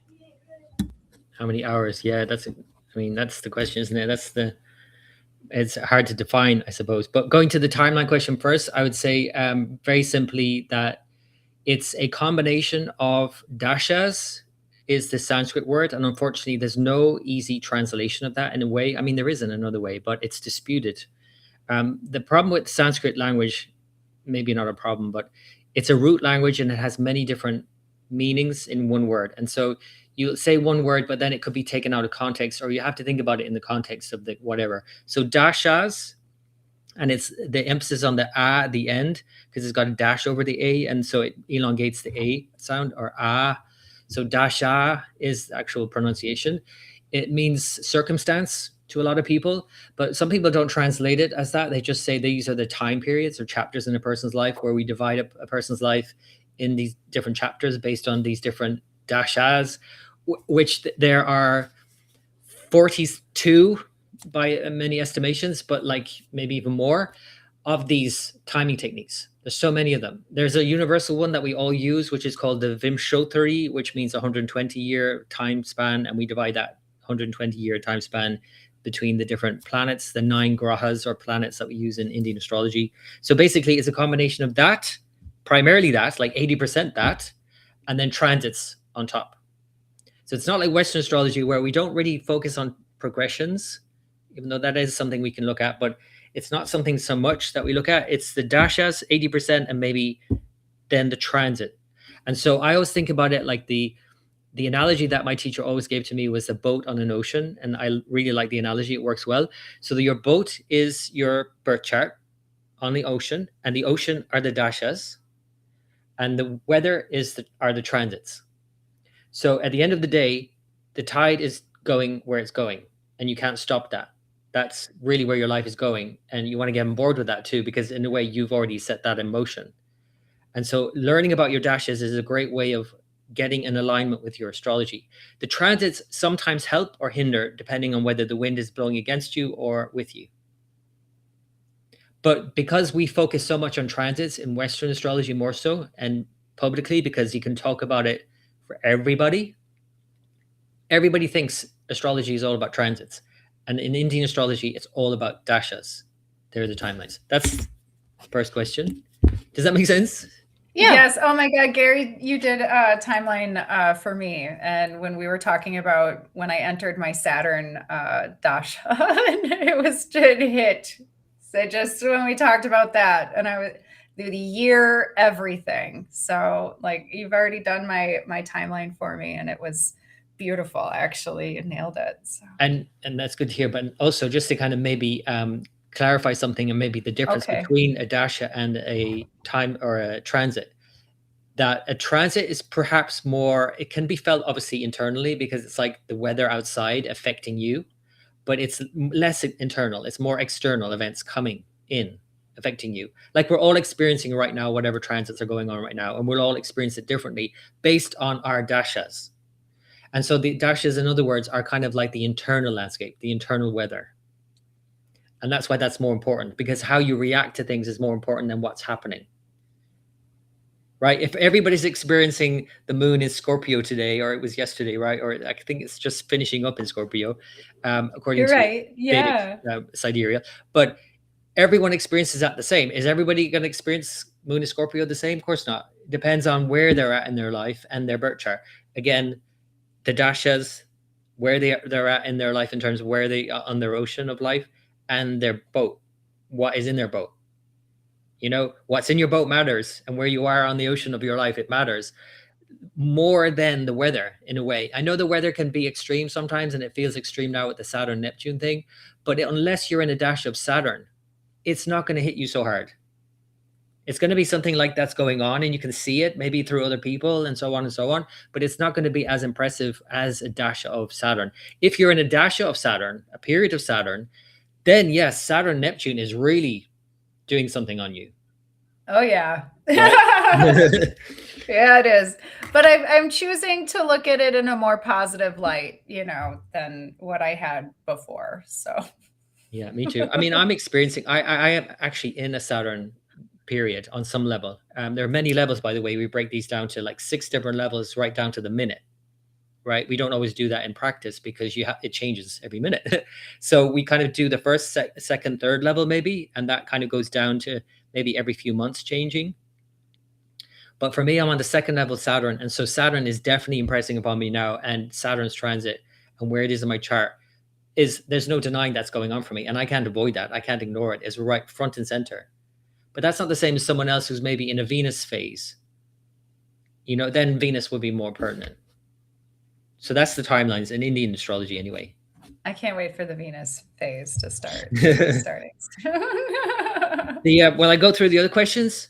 Yes. Yes, Venus and Virgo. There was a question about Venus and Virgo. Yeah, let me find it real quick for you. Vedic astrology claims Venus is diminished in Virgo. I challenge that. I think it's miseducation from a tropical revisionist narrative. She did follow up saying, push back with light-hearted, playful intent. I'm a Leo.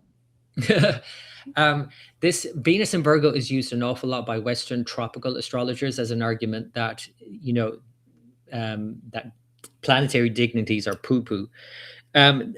And the reason why I'll bring that up is because, of course, if Venus is in Virgo in the tropical, it means it's in Leo in the sidereal, more than likely.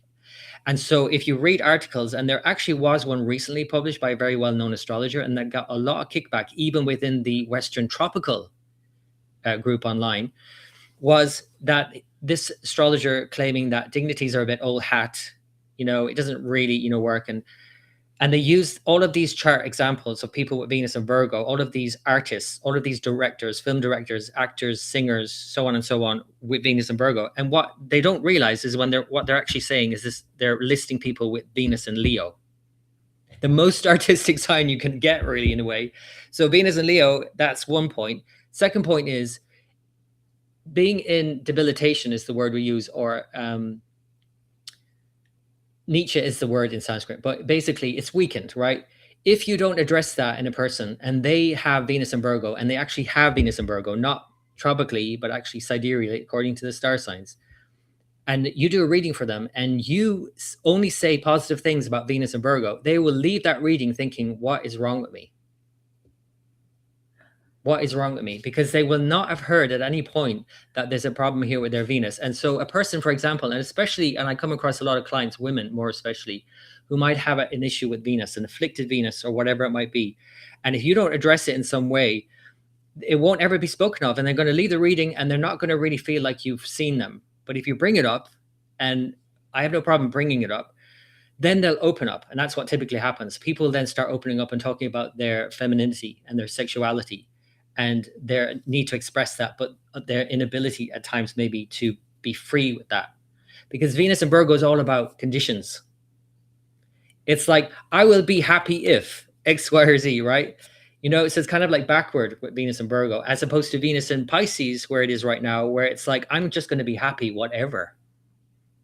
I'm going to love you, whatever, warts and all. I don't care, you know, of all your faults, right? But Venus and Virgo is going to find faults.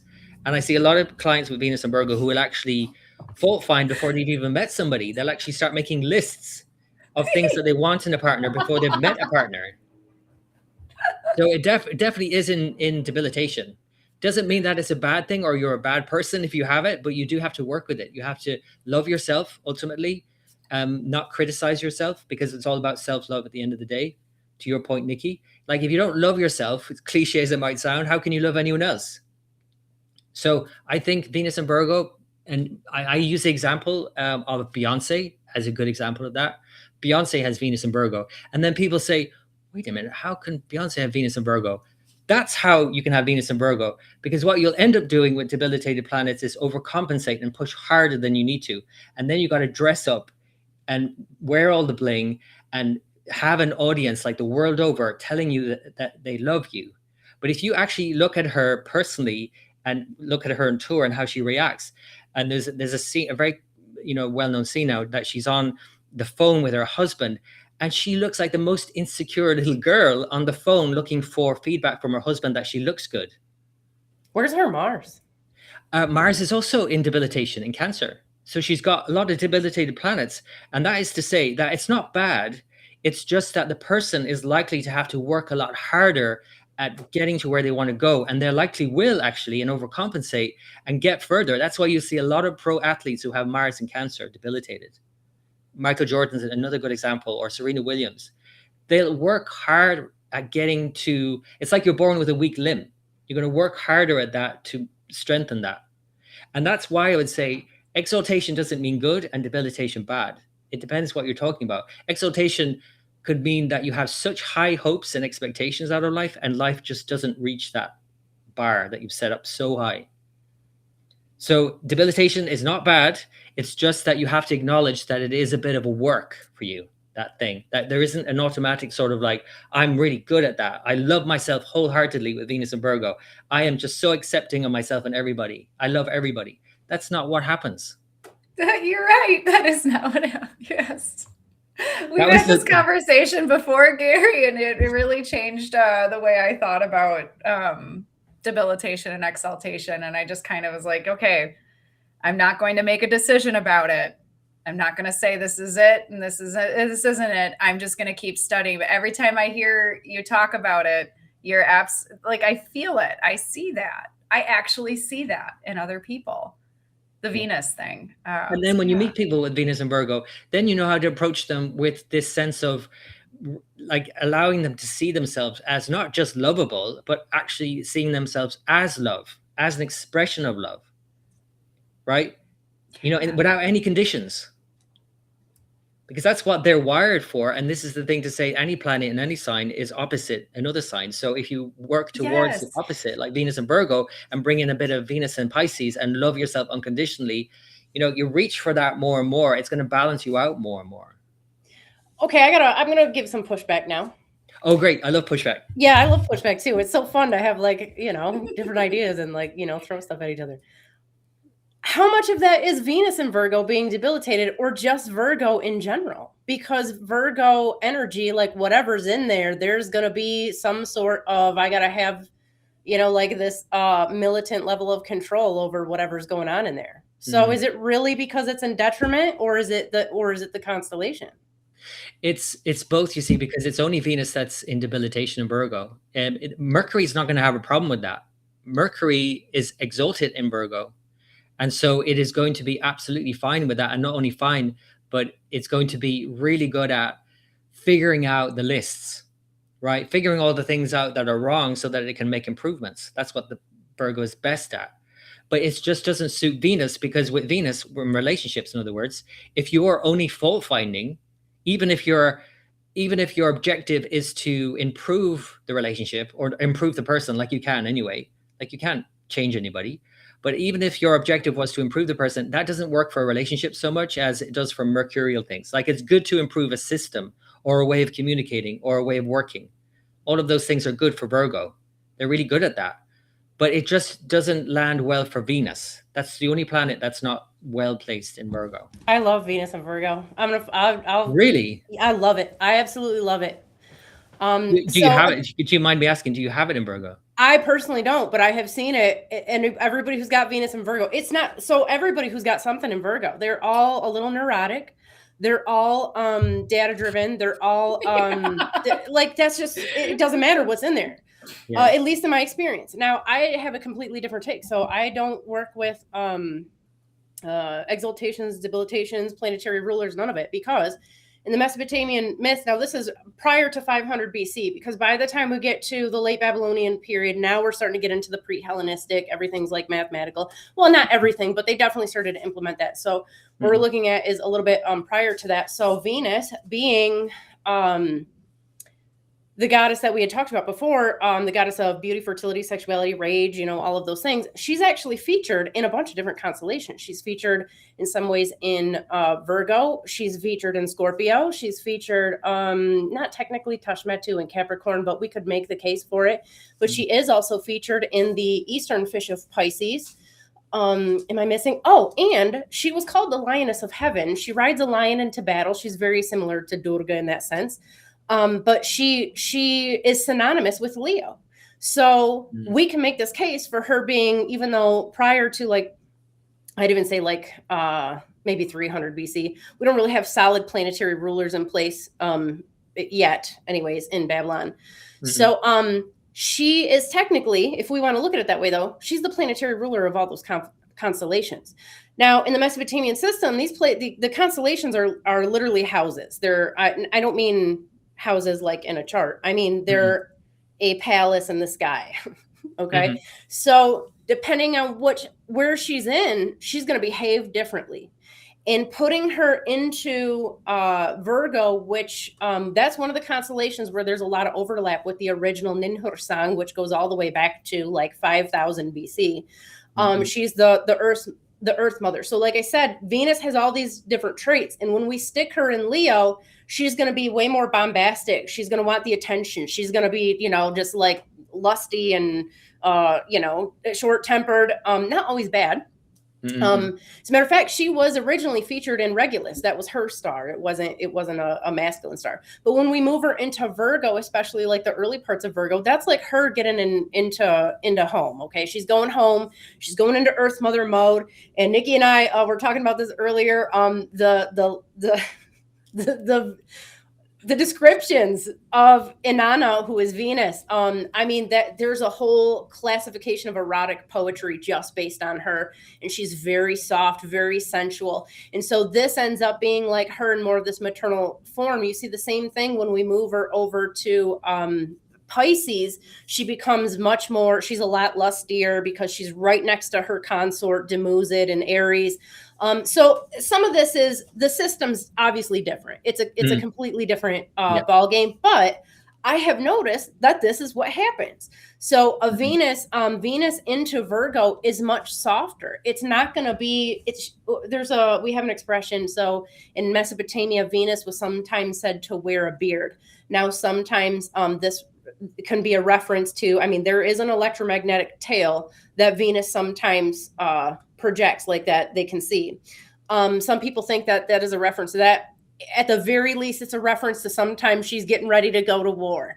So Venus by the Pleiades in particular is a really rough placement, because in the mythology in Taurus, with Taurus, this was the Epic of Gilgamesh. She goes on a rampage because she's been rejected by Gilgamesh, basically, and so she brings the bull of heaven down to earth, and it's a whole big mess. Okay, but this is like her in her ragiest rage. So Venus, and we can see this, like you can definitely see it if you track it. I don't know if you're ever interested, like take a look at it, but this puts Venus in one of her like evil phases, essentially. But then again, when we see the shift, she's the softest I think she's probably the softest in Virgo. And this is what I'm saying, like no matter what planet you put in Virgo, they're all going to be neurotic. They're all. And I would say we've done like tests on here, not just on the show, but like when we had the conference last year, we had people write out like their, like what's your signs, where's your stelliums, where's whatever. And all the astrologers got like really strong Virgo somewhere in their chart, even if, it's got the midheaven, the Imam Chali or somewhere on like, the horizon or whatever. So that's my take on it though. I don't know. I don't have all the answers, but that's been my experience. No, but it's great because it's good to hear the different traditions and the different perspectives, because I definitely I think it's important to like not mix all of them up in a kind of soup. In a way, you need to kind of know what the ingredients are and what you're working with to make a proper soup, I suppose, or whatever analogy you want to use there. But another division, and this is what you're kind of pointing to when you're talking about that, is what we would in the Eastern tradition or Indian tradition talk about nakshatras, the lunar mansions, because indeed Venus in the first 10 degrees is very different than Venus in the last part of Virgo. The first 10 degrees of Virgo is absolutely a lovely place. I mean, one of the most auspicious lunar mansions of the Zodiac, the entire Zodiac, and its symbol is a bed, a marriage bed. So it's absolutely the first 10 degrees. Then it goes into the next 13 degrees, 20 minutes, and the symbol is a hand. And it's very skillful, like with the hands, and Virgo is all of that too. It's at the last part of Virgo where it's actually debilitated by degree at 27 degrees of Virgo. And we can get that whole thing about degrees in terms of the exact degrees is a whole other topic, right? But the last part, which is symbol, is a jewel. And that's interesting itself, the fact that it's a jewel, and that symbol is very much lined up with that sense of, all that glitters, right? Because there's, the jewel aspect of Virgo, and that also bridges with Libra, because actually the lunar mansion here called Chitra, and it's sometimes symbolized by a pearl as well. It could be a jewel or a pearl, but it's very much about perfectionism and skill and making things perfect and making things look amazing. This is why I brought up the symbol or the Beyonce as a good example. She is an archetype of Venus and Virgo. And you might look at her and think, well, of course she is, expressing her Venus and Virgo perfectly. That's perfectly who she is. But in terms of dignity, what planet Venus represents in exaltation in Pisces is very different to what it represents in Virgo. There's a baser instinct, want to satisfy some baser sexual or material instinct that is called debilitation. And in Pisces, where it is right now, by the way, as we speak, it's in Pisces exalted, where it's wanting something else. It's not better or worse. It's just something exalted. I don't have a judgment call around debilitation and exaltation, because indeed I have quite a few debilitations and I've had to work a lot on myself. But if I have not ever had a reading, and I've had plenty of readings, thankfully, over the years that have addressed my debilitated signs, I would never have felt seen. I would never have felt like this issue has been an issue, because it hasn't been an issue in my life. And the most obvious example I can give is of physical issues. Because when you're born with a debilitated planet, and I've got like 4, you have physical issues, and it's kind of like you're born with them. And I know that I have to work on myself, and I've worked a lot on myself, and I'm very healthy right now, but only because I worked on myself. If I lived like everybody else, I would not be healthy, because I would do what everyone else is doing when I was younger, and I would get sick all the time, right? And I would have issues with certain organs that is represented by the planets that are debilitated in my chart. So obviously you can tell I'm very passionate about this because I have it. And so when you have something, I think that's another point to be made here with astrology. When you study a system, or you have something in your chart, or you have something going on at any given time, you attract that into your life. And then you want to help the person go through that time in their life, or whatever it might be, right? I think that's another part of astrology. So I think that's why we can't throw dignities out the window, because it's like, again, it's so important to be heard. That's all I would say about that. But Yeah. I think everybody has their tradition and their approach. And I agree with you in the way that we don't want to just be, oh, your planets are debilitated, because that would not be a good reading either. We want to actually say, okay, what is Venus in Virgo good for? And how might you be able to, reach for something else? Because actually, I do believe that every planet in every sign needs a bit of their opposite. Like I have Scorpio rising. I need a bit of Taurus in my life. That's what I was saying about Venus and Taurus earlier. I need a bit of Taurus in my life. I need a bit of steadiness in my life, because I don't want to always be thinking about Scorpio type of things. I want to be thinking about Taurus type of things because it balances me, right? Or whatever planet in whatever sign, I always reach for the opposite. And even the chart that we use, like the circular chart, it's like we want to be in the middle. Ultimately, we want to be in the middle because we've got all of these extremes on all the sides, right? On the periphery. Every planet and every sign is out on the periphery from center. So the only way you can get to center is through, or the other side is through the center. But you don't want to be, last point, I promise. You don't want to also be, if you're born with Venus and Virgo, oh, I want to be Venus in Pisces. I want to behave as if my Venus is in Pisces, exalted. Because most obvious example of that is, for example, somebody who has Sun in Libra. And I can tell you about this personally. If you, with Sun in Libra, big yourself up to the point where you think you're all that is not sustainable at all. You can do it for a long time, but what happens is somebody hasn't got a natural sense of confidence in themselves, and they've bigged themselves up, and they're kind of become cocky to overcompensate, that life at some point is going to knock them down, and then they don't just come back down to Libra, they go further down, right? If you don't address the fact that you were born with Venus and Libra. So let's start there first, is what I would say, wherever you're at. I hope that makes sense. It does make sense. Okay. The other question was, how many hours to make an expert, would you say?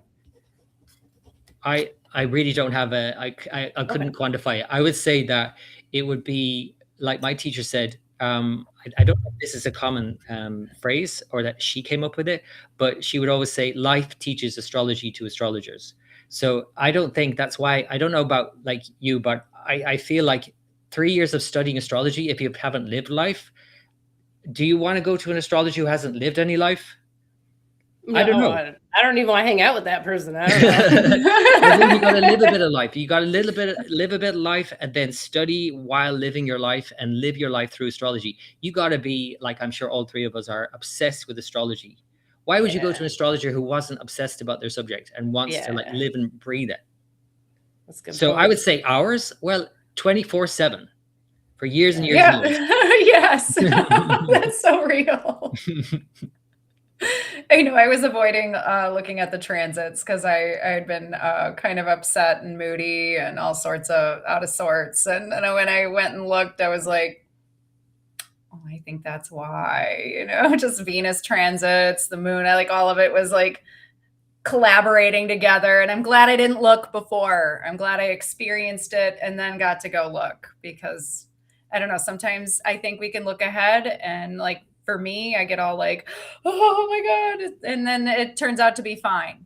And so I'm still like trying to figure out my own energies. It's easier looking at somebody else's and talking to them about it. But for some reason, my own, I'm like, oh, that looks bad. And then it's like the best thing ever. I don't ever look ahead. I never. I haven't been, just because it's so. Because I was going to bring that point up, but maybe I shouldn't now. So Abby, bring it up. Bring it up. No, but I was thinking about like, it's the catch for me, Niki. It's the catch-22 of astrology. For me, astrology is a double-edged sword. And maybe, Abby, you're using it in a way that it isn't a double-edged sword then, because for me, it's always the other side of like, okay, it's great to know this, but then I can't unknow it. Yeah, exactly. Yeah. That's how I feel. Yeah, I've been through this so much that I still get tripped up by it, I would say, where I've had predictions by other astrologers, or I've been reading it myself and anticipating something in a certain way, and then it just isn't that way, right? And then you've spent all of this time, sometimes a long time, anticipating something or other that just doesn't pan out that way. So I would love to be just like Abby, maybe just living it moment to moment, which I do obviously as well, and then just project forward. As I think that the easiest way to think about this, or the best way to approach it, is to do what Eckhart Tolle says, and that's separate out clock time and psychological time. So astrology is great for clock time. So just calendar it, like just put it in your diary, in your calendar, and just, you don't have to live it. But psychological time is when you live the future now in your imagination. That's not good. I've That's got a what I've big learned over the imagination. years. That basically, Yeah, Eckhart I'm Tolle- learning. Yeah. yeah. So basically, try and be in the now more, but you Yeah. can put it in the calendar and know that there's a certain transit coming up or a certain period or whatever that you need to be mindful of, maybe, and prepare for in some way, other than, again, being like in that before it even arrives. You don't, so Abby, you don't at all like project forward the transits and think this transit's coming up? Nope, never. She doesn't. I can definitely testify. She doesn't even know where her Mercury is. I don't know where sometimes. I can't remember. Like, Well, where part of is that's it again? Well, okay. Part of that's I'm looking at other people's charts all the time, and I have dyslexia and stuff like it's shuffled around in my brain, and it really takes me a minute. So explain to me then, when you're looking at a chart. Yes, absolutely. So, because is it very much like a story that you're telling the person, like using these myths, and then what is the objective in a reading for you? Oh, completely change your life, make you live the absolute best life you could ever possibly live. Okay, so I'm going to tell you, hold on, but let me clarify. That's not. I have to backpedal a little bit, because if I'm going to start a business, if I'm going to do some contract, or like there's a specific date, I absolutely look at it. But when it comes to the day-to-day living life, no, never. And I don't recommend it. I tell my clients all the time, if you want to get a yearly forecast, kind of get some insight into what's going on, sure. But like, I don't think it's good to get wrapped up in it. No, I mean, I love it. I love that approach. I mean, I might, after you explain that, explain why Vedic astrology can get caught in that more than Western. But okay. Go ahead. So here's the gist of it. Like I said before, the chart is, the way I explain it to my clients is, your mom said that you didn't come with an instruction manual, and that is absolutely not the case. So everything that's happening to you, it's right there in the sky. The sky is like taking all your insides and your psychology and your biology and your ancestry and your whatever you can think of, and it's just kind of projecting it out there onto the sky. And if you move in these natural currents with everything, and the chart's telling you exactly what you need to do, your life will be amazing. You will never feel like you're swimming upstream. Everything will fall into place for you beautifully. The problem is that, and it tells you exactly what you do. It tells you if you need to be an artist, if you need to be a doctor, if you need to, work on the assembly line. It tells you exactly what you need to do. You just got to be able to like read that stuff. But the thing is, most people, society is in complete contradiction to what we are naturally, spiritually, and biologically what we came here to do. Nobody was designed to work 60 hours a week, come home, watch TV, get drunk and like pass out on the couch. Like this is anathema to life in general. So a lot of what the reading ends up being is this stuff is telling you, nobody has ever been like, oh, this is completely new information to me. It's always, this is what my heart has been telling me and my spirit has been telling me my entire life. And you're the first person to explain why that is. Everybody else said I had to go do this and live this life and be this person, and it's not there. And it was all right there all along. The chart never tells them anything that they don't know, at least in my experience. Now, when it comes to transits, and I do, or any type of forecasting or any type of synastry, I always do the natal chart first, because I think this is what I heard from you too. Most of the information you need to know is right in there. It's going to tell you like how the future is going to unfold for you, kind of the timeline, all this other stuff. But once you have that as a baseline and you know how the different transits are going to behave for other people, then you can tell, when's the best time to move? When are you, if you're going to get this job, you think you're getting, you applied for your, you want to get into like a doctorate program. Is it going to happen this month? Is it going to happen 3 years from now? When's the best time? Or like, how are things going to unfold in this process? And you can see it. You can absolutely see it. But what I tell people is this stuff that's unfolding for you, if you are even a little bit intuitive, you're going to know exactly what to do and when to do it, because it's not telling you anything that your soul does not already know. You have all the answers already. Now, some of this, is obviously like, I'm sure there's some philosophy and I try to preface people, like letting you know, like, hey, this is my take on the universe. So you gotta like filter this through your own belief system or whatever it is. But in my, like, it doesn't serve me, and I don't know that it serves other people either. Like, if I have a client who's like, I think I need another reading. No, dude, you don't need another reading. You need to go meditate. Okay, you gotta quit eating poison, get off social media, and get your shit together. Okay, you don't need another reading. It's gonna tell you the same thing every single time. You know what I mean? So I don't know. That's my take. I don't know. No, you see, the thing is, even though I'm going to come at it from a different angle, I do agree with everything you just said. Everything. And I would say that is, it's taken me years, but that is how I live my life with astrology, because I don't have time either to look at my own chart. I never look at my own chart. Right. We don't, as astrologers, we're always looking at other people's charts. Right. So I do live it like that myself. But if I didn't have my timeline, which literally, there's a timeline that's laid out in my whole life, and it explains everything I've experienced thus far and what, is ahead of me. If I didn't have that, because perhaps I've been given it, and this is a whole argument you could come up with about, why are certain people given their nadi leaves? And it's only the people that go to India and search out their nadi leaves that have nadi leaves written for them. Then you're like, oh, okay, wait a minute, there's something going on there. Okay, only the people that are going to go to India and go search out their nadi leaves with all their life written out for them, that will have them written out for them. Think about that for a moment. So it's like, I love having my timeline, but it's taken me a long time to have it and not get lost in the future. And that's the catch-22 of astrology, more especially Indian astrology, and why Indian astrologers are obsessed with prediction, and why I do think it can get quite negative for Indian astrologers and people exposed to Vedic astrology, because it's like, yes, it's good to know, but then you can't unknow it. And you got to do something with that information in one way, because you've been given it. There's a reason you've been given this information, right? What are you going to do with it?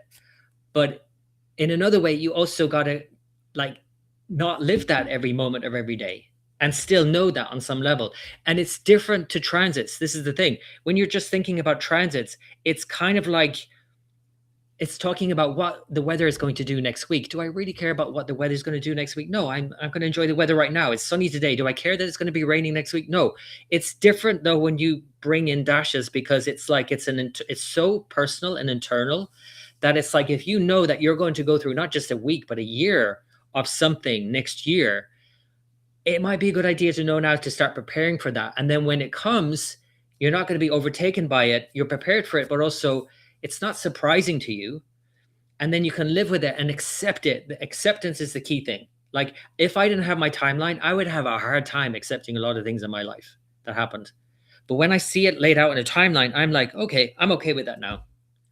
I mean, there's no point arguing with the planets. Yeah. So for me, it's like giving me such acceptance that I wouldn't have had otherwise. And that's in a timeline, not about my chart really overall, even though that has obviously given me a lot of acceptance.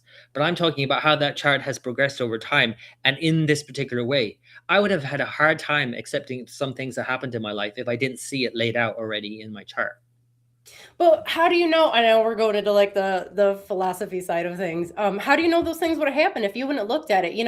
According to quantum mechanics, the moon doesn't exist and if you're not looking at it, like, it's not there. Because I got it after the fact. This is what I was saying when I went to my astrologer 30 years ago, when she handed me my timeline, and all of my life thus far was mapped out. Everything I experienced. Did you see it ahead of time though? That's what I'm saying. No, I saw what happened thus, because that's all I could go on. All that I experienced up until the age of 22. It's like, oh, that's why that was, and that's why that was, and that's what I was. So I didn't know any of it. I didn't study astrology up until that point. So going forward though, having experienced 22 years without knowing what was coming, and then see it lined up in my timeline, it was literally like my life has been pre and post having my astrology, where if I didn't have my astrology, I don't think I'd be alive, first of all, but certainly I definitely wouldn't be as happy and content and peaceful as I am right now and accepting of my life, because it's just allowed everything to be as it is. And literally, as you described, Abby, that's how I am because of my timeline. Okay. That's how I live my life because of that. I get what you're saying. And that's actually where I think the biggest value comes in with forecasting, is retrospectively. Not necessarily because we need to know what's going to happen to us. I just don't think that that's Because we terribly don't beneficial. anyway. We don't anyway, even with timelines, even with very precise, tools to delineate something that may or may not happen. Even if on paper you write down exactly what happens to somebody in 10 years, when the person experiences that in 10 years, it's not going to be the way they had read about it. Well, sure. But when you go back and look, that I think is very helpful. I know that has been helpful to me, like you just described. Like when you can look back, okay, why was I a psychopath the other day? Why did I freak out on my family? Oh, well, this is actually what was going on. There's things in life where you're like, why did I, just completely act like an idiot or had this bad experience?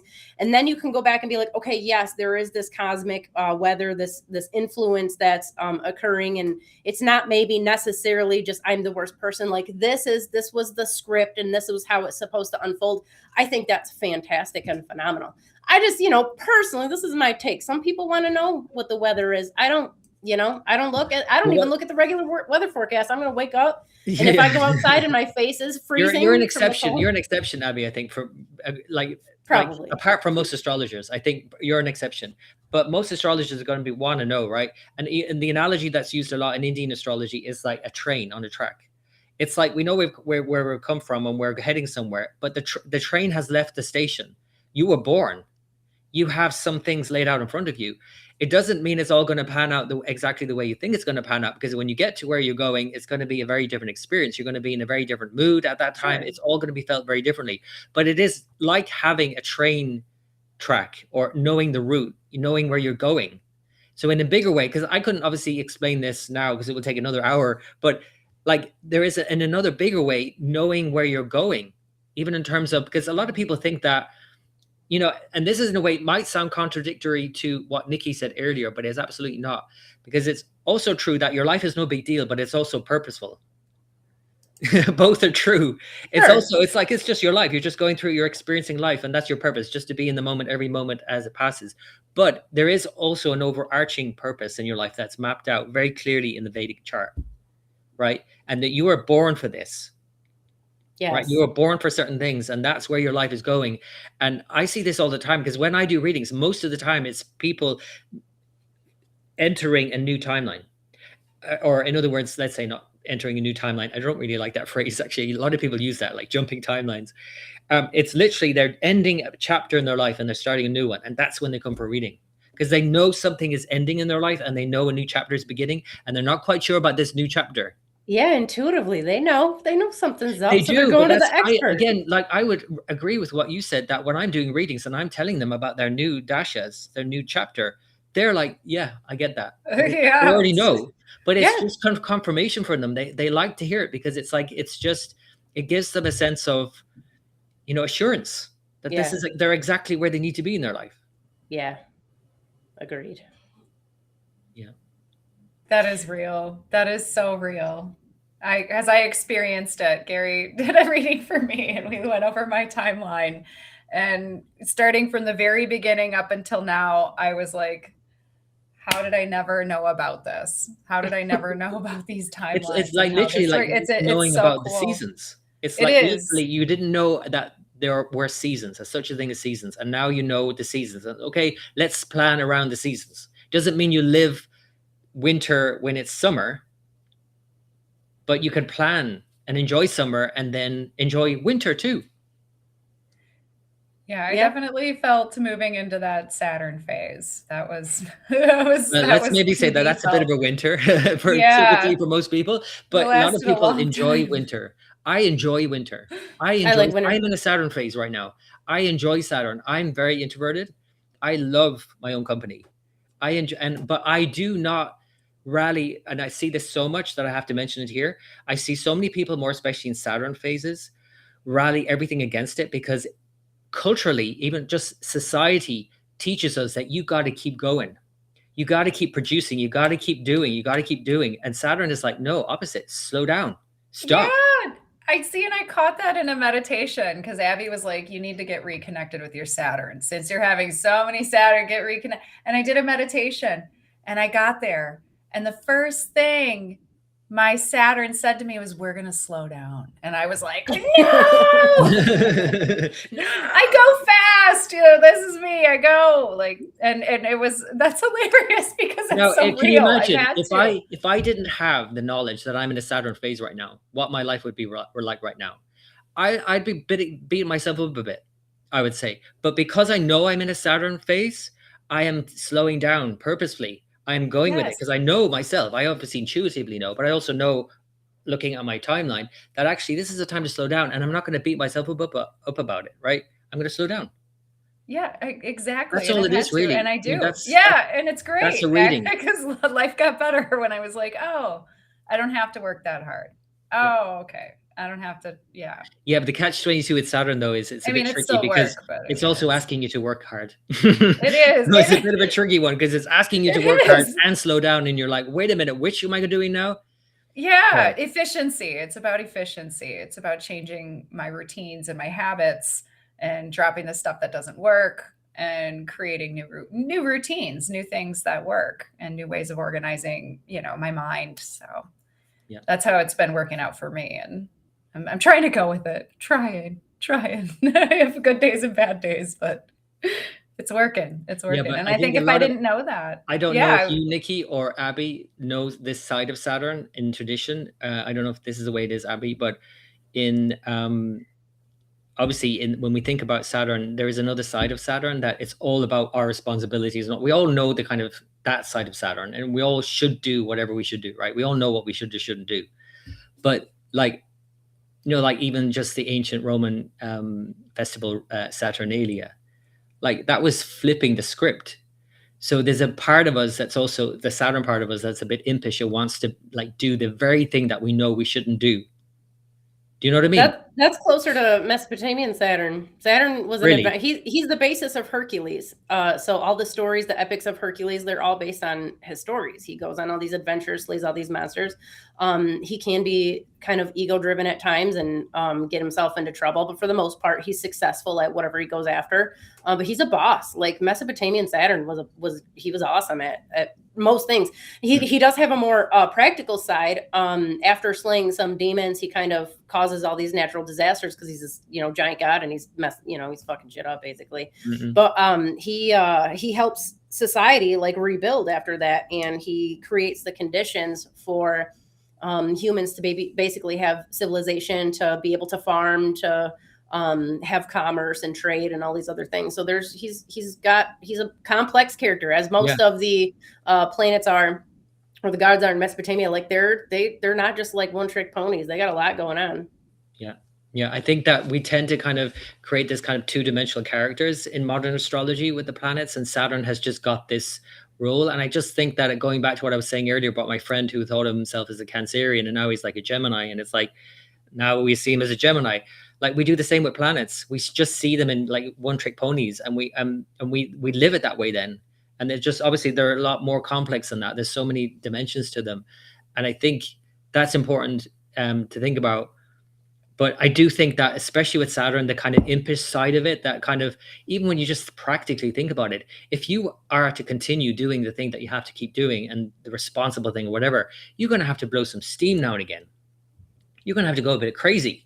Yeah. Right. That's what Saturnalia was all about. Like, so I know that's a side, I think, that especially in Vedic astrology, Saturn is so revered and feared that there's no way you could even approach Saturn in that way, because it's something to be feared in Indian astrology. And you better pay homage to Saturn, because if he comes knocking, do you know what I mean? And that kind of language really enforces that kind of like Punisher, right? And that doesn't allow for that kind of perverse side of us to come out, right? Because there is a part of us that wants to mess stuff up. Do you know what I mean? That's Saturn too. And it's like we have to go crazy now and again so that we can go back to our duties and do all the things that we have to do, you know? That is so true. Sometimes I'm like, I just want to be bad. I just want to be bad. I mean, I don't, not anymore, but you can be bad, Niki. It's okay.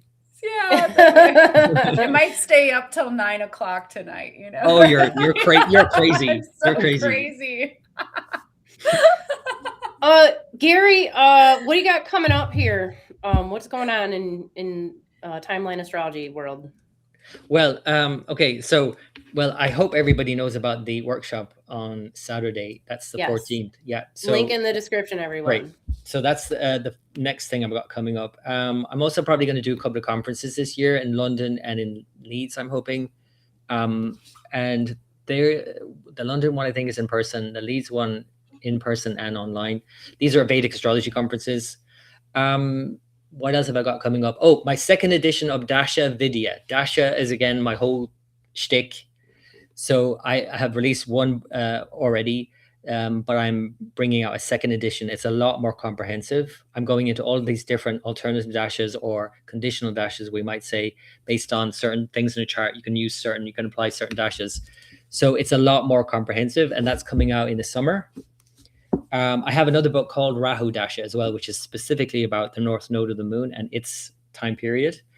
But this book, Daśā Vidya means knowledge. So Daśā Vidya is coming out in the summer, and it's about all of the daśās and all of the ways of reading a chart and how to actually read them in a chart and combine it with transits. And I'm really emphasizing in this new book the 3-step approach. So it's in 3 parts. And again, this kind of building up the boat, understanding what boat you're on, what your birth chart is, and then looking at the daśās and where you are on the ocean of your life. And then finally, the transits and the weather, the astrological weather, and how they all combine, all 3, in making predictions. So that's coming out in the summer. And people will be able to find this on your website. That's all on timelineastrology.com. Yeah. Awesome. And they can follow you on Patreon too, right? On Patreon, I've got a following on Patreon where I post like every other day, and I do weekly posts and monthly discussions and a whole lot more. And yeah, I do more for my patrons than anywhere else. So that's patreon.com/timelineastrology. Awesome. Yeah. I had so much, Gary, I was just thinking about this the other day. Like, it's so rare to find somebody who will have like a conversation where different ideas can come up and there's a little bit of like gentle pushback. Like, people are terrified to have these conversations. I don't know what it is. So I deeply respect that you don't just are like, yep, okay, I'm just gonna go with whatever you're saying. Like, I like the pushback. I dig that. So good. No, I like it too. I enjoy it. Because also, by the way, like I said, I really do not know anything about your tradition. Yeah. I don't know a thing. So it's like, how can I say anything about it? Like, I want to be open. I still don't want to address or pay homage to the tradition I've studied for 30 years because I still feel like I'm a beginner. So it's like I want to focus on that primarily, but it's not like I don't want to open my eyes and ears to other traditions because I just think it enriches what I do. I keep doing what I do. Yeah, absolutely. I know, because just like having like a bunch of guests and like, you know, like from people from all walks of life, not just astrologers. We've had like the human design people on, a lot of like alchemists and stuff like that. Like, it's good to hear other ideas. I think people get really locked into like their, what's that called? Their echo chambers, and it's just let's just all agree with each other. I've never done that. I have never done that. I really don't like that at all. And also because I've just never experienced that. My life has always been about being the outsider, and I've made it work to my advantage. I've learned a lot more by being the outsider, and also at times being part of the group, because you need to be a bit of both. You need to be both part of a group so that you learn a lot, but you also need to be a bit of an outsider so that you get other perspectives. Heck yeah. Agreed. I love that. Agreed. Yeah, I love that. Well, I'm excited for Saturday, Gary. We're gonna we're gonna look at the Vedic New Year. And one thing you had said was awesome. Abby said the same thing, because I think you guys' New Year's lineup. New Year happens in the spring, so if you didn't reach any of your goals starting in January, you have another chance. So I loved that. Yeah, I love it, because it's like I posted recently. I think it was on Substack. Somebody posted something, I reposted, and it was like, January 1st is a hallmark holiday. New Year's Eve is sold to us to get us into some sort of like, you know, oh, we need to get on it. But it's like, it's the middle of winter. It's not the new year in any way, energetically, astrologically. No way. Not a lot's going on. Not a lot going on at all. So the 19th of March is the new year for those who maybe can't make the workshop, but it's good to know that the new moon in March, it's either the end of March or beginning of April in the Vedic calendar, because the sun has to be in Sidereal Pisces. And then obviously the moon joins it. So it could be the end of March or beginning of April. So this year it's 19th of March. Yes. Yeah, with Saturn and Neptune. Oh, right? actually, where you are in the US, it's the 18th of March. It's going to be very early in the morning of the 19th here where I am. So if you're east of where I am, it's going to be 19th, and west in the US, it's the 18th. Babylonian Mesopotamian is going to be first crescent visible in the sky after the 19th. So it's probably right on the equinox. It's probably going to be right on there. Wow. So, And it's the equinox. Yeah. So of course, that's the whole other. We won't get into the whole sun moving into Aries. Right. That's part of the workshop as well. I'm explaining that and using this new moon actually as a way of understanding the two different zodiacs. Awesome. Time to come I'm up with the excited. new New Year's resolution. Yeah. Yeah. I'll Well, take it seriously this time. you guys, thanks so much for being with us today. We'll be back next week, same time, same place. I will probably be doing the new moon, New Year forecast at that point. Is it? Yes. Yeah, probably. So definitely stick around for that. If you haven't already, like, share, subscribe, and I'm gonna try to play the outro. You guys can enjoy. And then kick our videos off. But we will see you next time. Thanks again, Gary. Much love to everybody out there. Thank you. Thank you. Yes. Under the real sky, the truth still burns. Ancient voices in the heavens turn. As the raw rises where the stars align, restoring the wisdom lost in time. Two stars rose in the dawning light. Niki and Abbey lies on the night. Charting the heavens, the constellations true. Not bound by illusion, but by what's in view. But they whispered of summer, of gods in the flame, of banana and Niki who called them by name. Through shadows of dogma, they carry the spark. Guided by starlight to rekindle the dark. Under the real sky, the truth still burns. Ancient voices in the heavens turn.